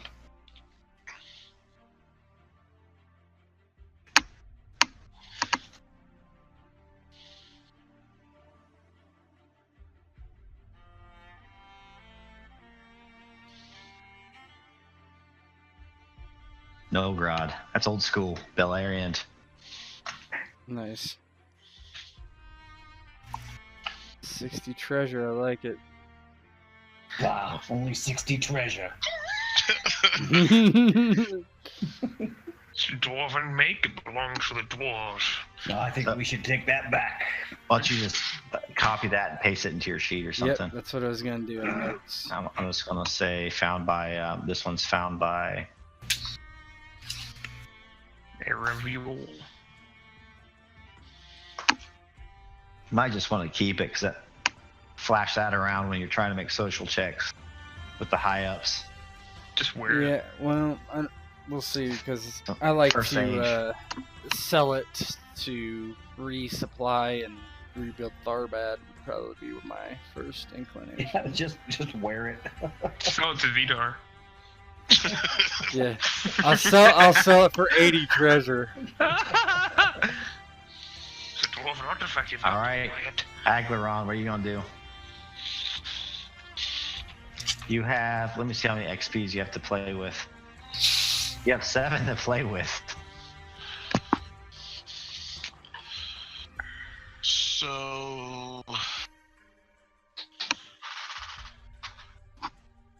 let's go 5 and then save 2.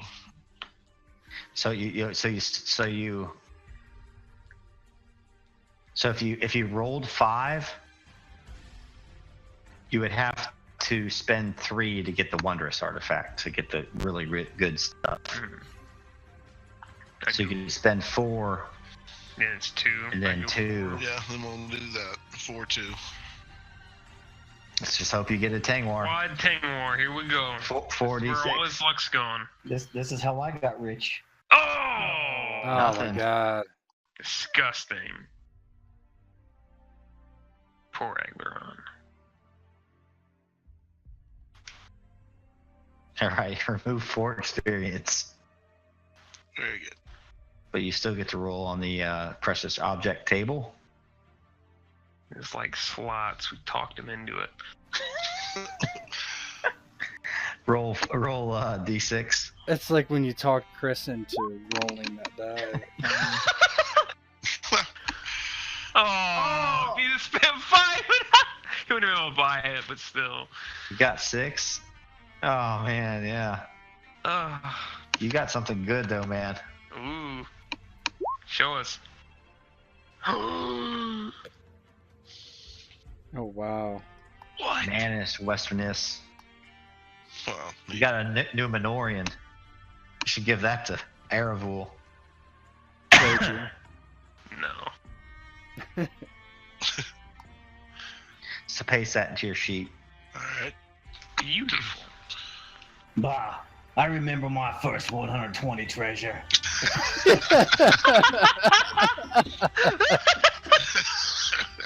I'm so happy I didn't stop recording. Oh god, so good. Everybody's all excited. Vidar is just scoffing. How much treasure do you have? I'm at like 185, Disgusting. 186. Goody has like 2. Even I'm disgusted by that opulence. You guys are heroes, though. And that was after I spent, 60 to get my status where it is? Oh, yeah. Well, you RP'd in like a treasure, like the whole thing for that one is to find a treasure for a forge shell mission. Mm-hmm. Helped. I think we'll probably just end it there. Yeah, it's fine. We had some more to go, but it's 2:00, so Yeah.